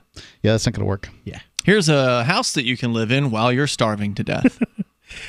Plank number 4. By the way, houses are free in places like Memphis and Detroit and there's other places all across the United States. Getting a free house, not that great. Plank number 4 is the demonization of employers. What good would the socialist movement be without greedy capitalists to demonize? Sure. The common recipients of vitriol are employers, and Venezuela is no exception. Chavez pitted employees against employers and made firing someone essentially impossible. Aside from upping the required benefits to include a minimum of 15% profit sharing, Chavez banned trial periods. The tremendous risk associated with hiring labor means that more than half of people work off the books in the informal sector of the economy. Interesting. Can you blame employers for their reluctance? The revolutionary red tape means that starting a new business in Venezuela takes at least 230 days. God. Yeah. I mean, I wonder how the store owners even make it with these with the inflation. It's at 1,000,000% in Venezuela. Yeah. How can you possibly get the money in the bank exchanged to something of value? I think that's over a year. I think it's 1,000,000% over a year. Yeah, 1,000,000%. Right. Per week, it's like, 60,000 or something like Basically, you have to how do you perform buy product immediately when you sell. They don't have much product anyway. I mean, most of the product, I would guess, is Then probably why being are sold they in the open? black market. I don't know. Yeah. I don't know. Well, like you Are said... they just buying and selling with dollars? I mean, I just don't know. I don't know. Like you said, the numbers have gone down from, 800,000 businesses to 200 and something thousand businesses? So that's rough, man. They're not making it, whoever they are. Yeah. The fifth blank here is anti-capitalist Marxist alliances. Chavez's socialist alliances began well before his tenure as president. After leading 2 bloody coups d'etat in 1992, Chavez received a pardon and release in 1994. What a mistake that was. When he got out, So did Hitler, right? Yeah. He accepted an invitation from Fidel Castro to meet in Havana, and Chavez didn't hide his admiration for the totalitarian dictator and subsequent mentor. The Chavista international alliances have had 2 main purposes: to unify socialist regimes and to work with anyone who opposes the United States. Since the United States is the capitalist symbol, the logic has been that the enemy of my enemy is my friend. The less ideological ideological allies have included Belarus, Iran, Libya, and Syria. The chief ideological bloc has been the Bolivarian Alliance, which Chavez founded with Cuba in 2004. Its members include hardline socialist and authoritarian regimes of Latin America, such as those of Bolivia and Nicaragua. So now they can all trade the things they don't have between each other. So ardent and anti-American are the members that even Ecuador withdrew from recently. The friendly relationship between the Chavista regime and the terrorist Revolutionary Armed Forces of Colombia, FARC, is just as bad. In 1995, Chavez received guerrilla training from these violent Marxists, and he and Maduro backed the FARC peace deal, which Colombian voters rejected in 2016. FARC commanders roam freely throughout Venezuela and poach Venezuela's natural resources. And the last one, of course, this is another great one, rationing, number 6. Oh, jeez. Free is the ultimate price control since it places a maximum of 0. When people face no cost at the margin, they consume as much as they can, up until they garner 0 additional benefit. Socialist regimes and mixed economies have come up with many ways to impede unbridled consumption, from making people wait in line for hours, or setting maximum quantities per person or household, as in Cuba. The Chavistas, setting a maximum quantity is really just what money does. The Chavistas have a particularly elaborate scheme called the Motherland Card, the Carnet de la Patria. It is a personal ID card that gives Venezuelans access to social programs, medical care, and rationed food and subsidies. Much like if we get socialism in the United States, you can expect that would be like what would be implied here, or just implemented here. Show us your motherland card. It also lets the regime know who voted in the sham elections. Chavez ran for president in 1998 on a militantly socialist agenda, backed by Cuba, the Venezuelan Communist Party, and the socialist movement, although he branded himself as a revolutionary humanist. He and his successor, Maduro, proceeded to enact every socialist policy in the book for almost 20 years. They spent precious national resources on a litany of social engineering schemes, and they imposed countless price controls. International rankings affirm Venezuela's transition to radical socialism, not to be confused with Nordic welfare states that rest heavily on capitalist production. Well, right. We were reading a story recently about the Nordic states actually rolling back their socialist experiments because they acknowledged that they didn't work, whereas Venezuela's just running head on first down as far and as fast as they can.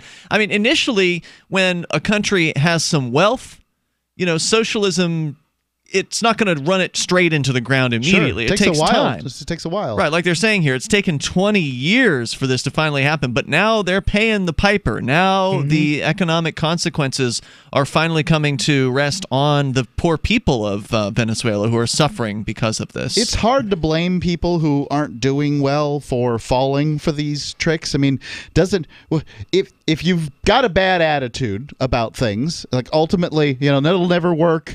The rich people are always going to do better. They're stealing from us. They're bad. We know they're bad because they're rich. You get that attitude, and you can call that good or bad. I'm trying not to use loaded terms, but to my mind, it's bad.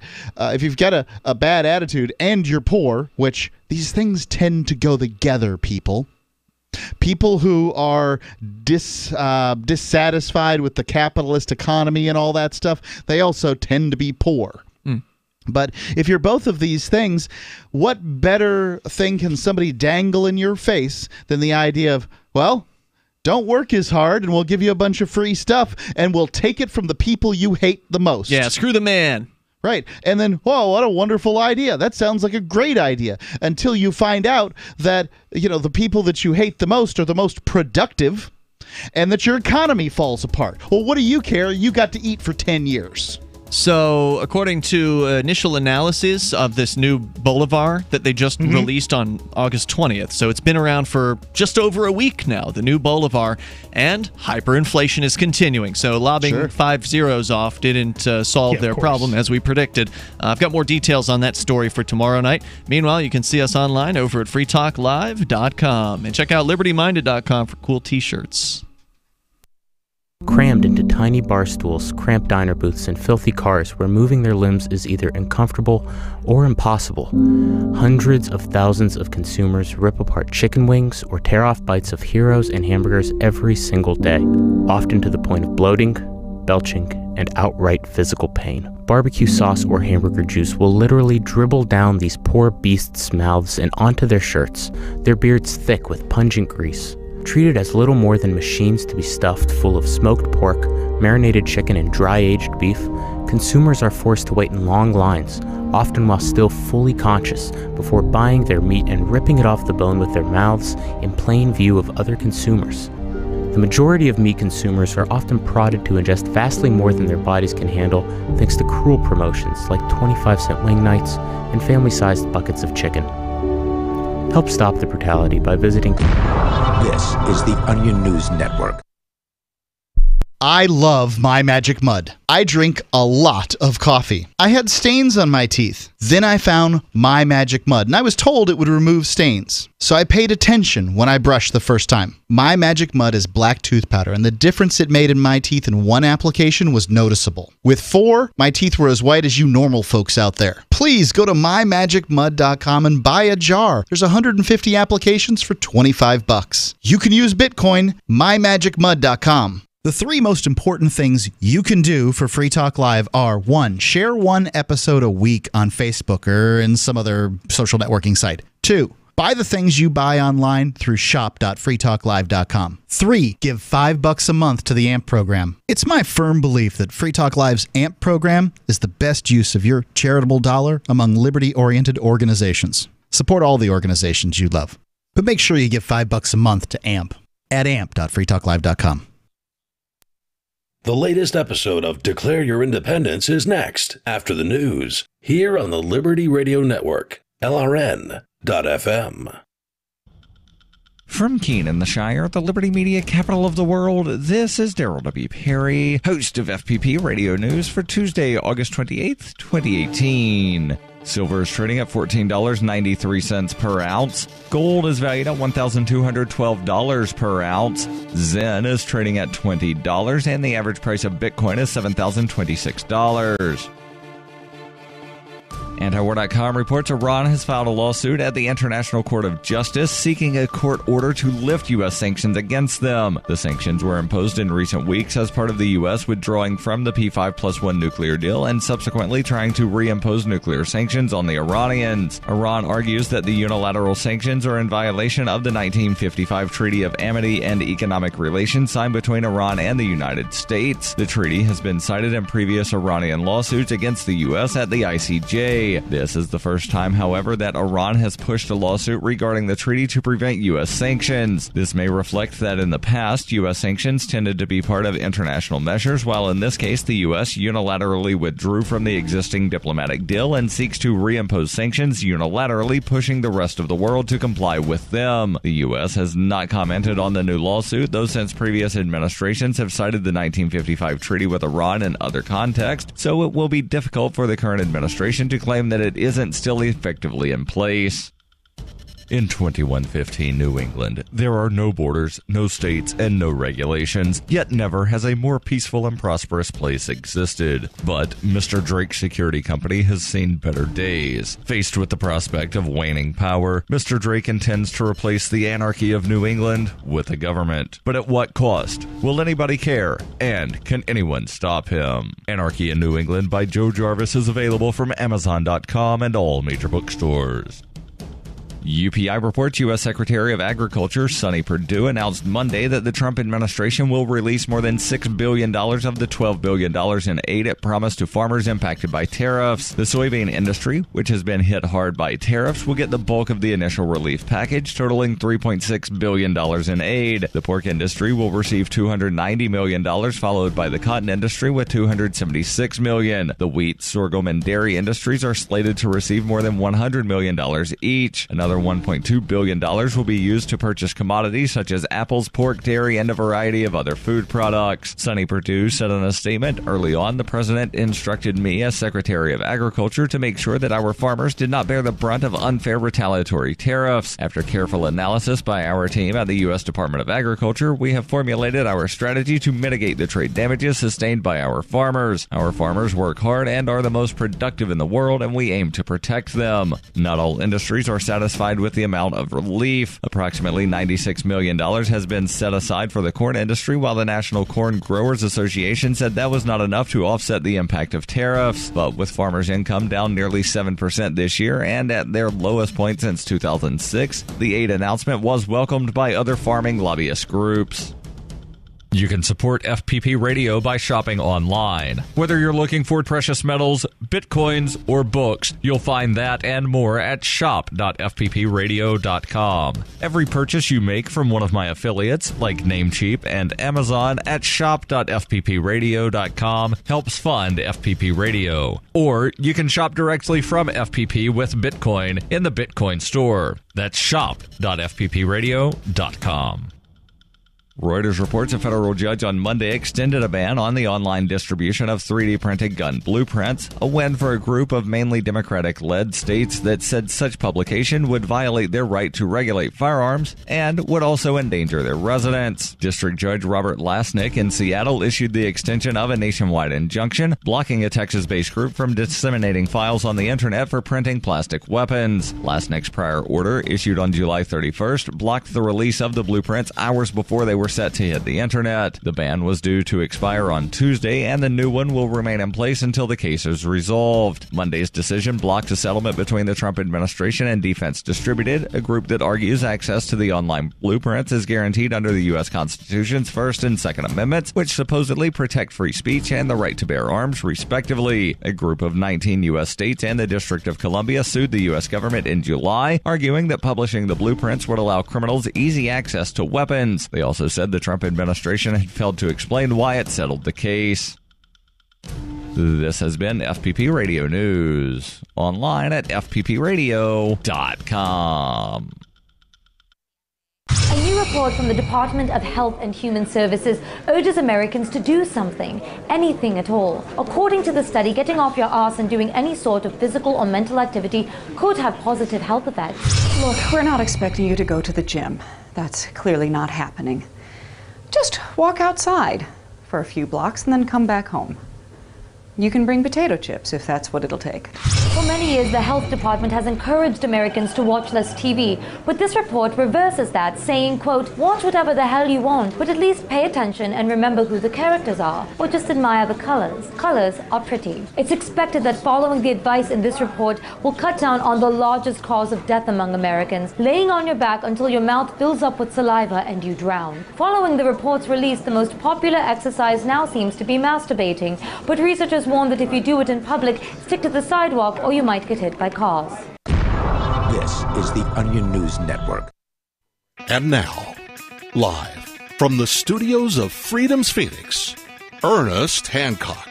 Believe me when I say we have a difficult time ahead of us. But if we are to be prepared for it, we must first shed our fear of it. I stand here without fear because I remember that I am here not because of the path that lies before me, but because of the path that lies behind me. I remember that for 100 years we have fought these machines. And after a century of war, I remember that which matters most. We are still here!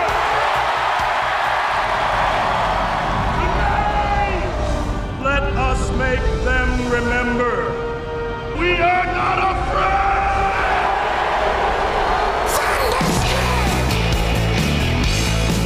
Thunderstruck!